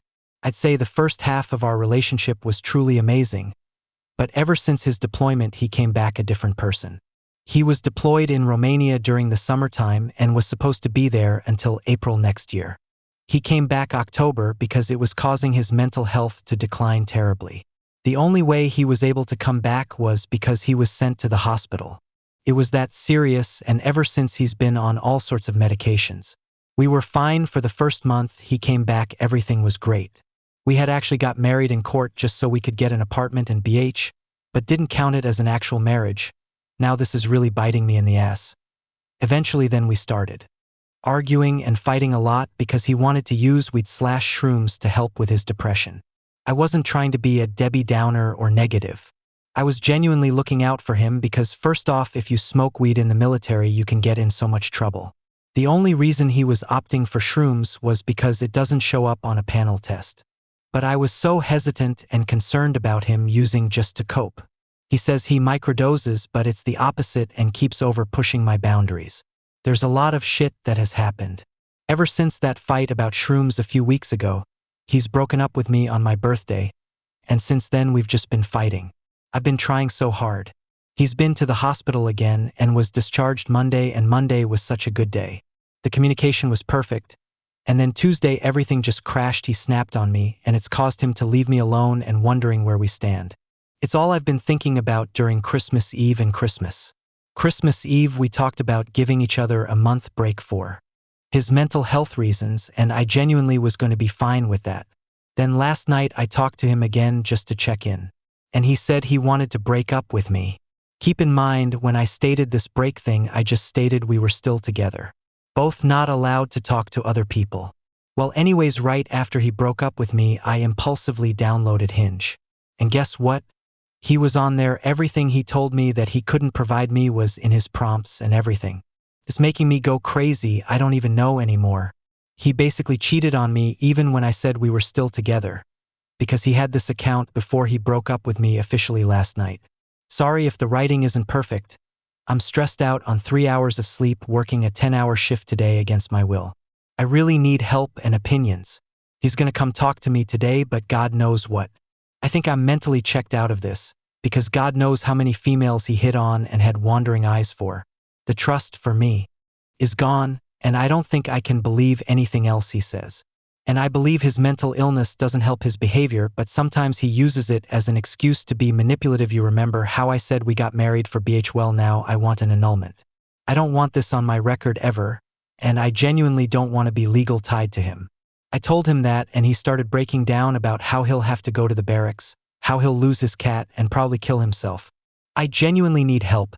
If you guys have questions about everything, I'll go in depth in comment. Replies, my brothers, 13M. Mom, 43F, is using my relationship with my brother as ammo. How can I explain to him what's on so that he understands? My brother A is my half-brother. My father, 75M, had a fling, which resulted in him coming to this world. He has paid his child support ever since he was born. I didn't find out he existed till he was 5. For some background, A's mother, J, has told him that she just wanted to get pregnant, and that's why she chose my father. She is married to K, F. They live together with K's kids and A's other half-sister. They have moved a lot around the state, and it turns out they've been living in my area for around 1.5 years. Once I found out, I've been a little more involved with him. Me and my fiancé 33F, take him out to eat, went to his elementary graduation. She couldn't go. Movies, games, trying to find him a gym. He loves MMA, and this in itself also has a story. She weaponizes it against him. Whatever we can for him. In the past, I haven't really wanted to be involved because his mom is manipulative and enjoys guilt-tripping my father and I. He has A's and B's. He is well-behaved and polite. A good kid, considering his circumstances. Recently, he broke his phone play fighting with his stepbrother, 22M. She can't afford a new phone, so my dad was going to get him one for Christmas. She lent him one she had laid around and he broke that too. It was already halfway there. At the beginning of his Christmas break, she texted me saying if we could take him for the break, that she couldn't handle him anymore. And when we said she couldn't, her reply was, "Don't worry, I won't ask for help anymore." Today, she texted saying, "Nobody called her for Christmas. How sad." I had told my dad to tell her to call me, due to not wanting to deal with her. I really would like to tell her what I really think, but I don't want to make things worse for the kid. I feel like she has also weaponized my relationship with him. She has told him in the past that she will call me, so I can take away his MMA. Trying to find him a gym and figuring out how to pay for it. My dad. I would like some advice on how to talk to him. I understand that's his mom, but I'd like to know how to talk to him about some of the things his mom is doing, age appropriately. I want him to understand the situation a little and for him to realize that no matter what she says to him, it's not coming from us and that we love him, want to be there for him. Any help is appreciated. My boyfriend wants to post with him on social media F24M26. My fault? Hello all. We're together since 3 months and I did not post anything together because I am not quite prepared to let people know our private life. He is upset about this because he saw some photos with my ex on social media which weren't posted by me but in other circumstances. I've explained to him that it was my past in which he was aware of. But the thing is that I should have write to those persons to delete the photos with me and my ex because some of them have been posted when we started to talk.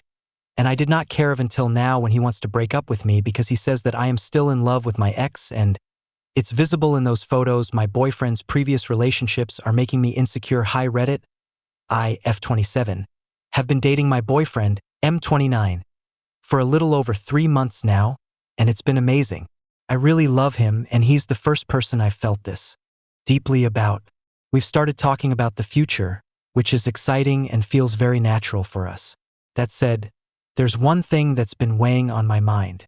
He has much more dating experience than I do. I've had a few relationships, but he's had around 8 or 9 serious ones.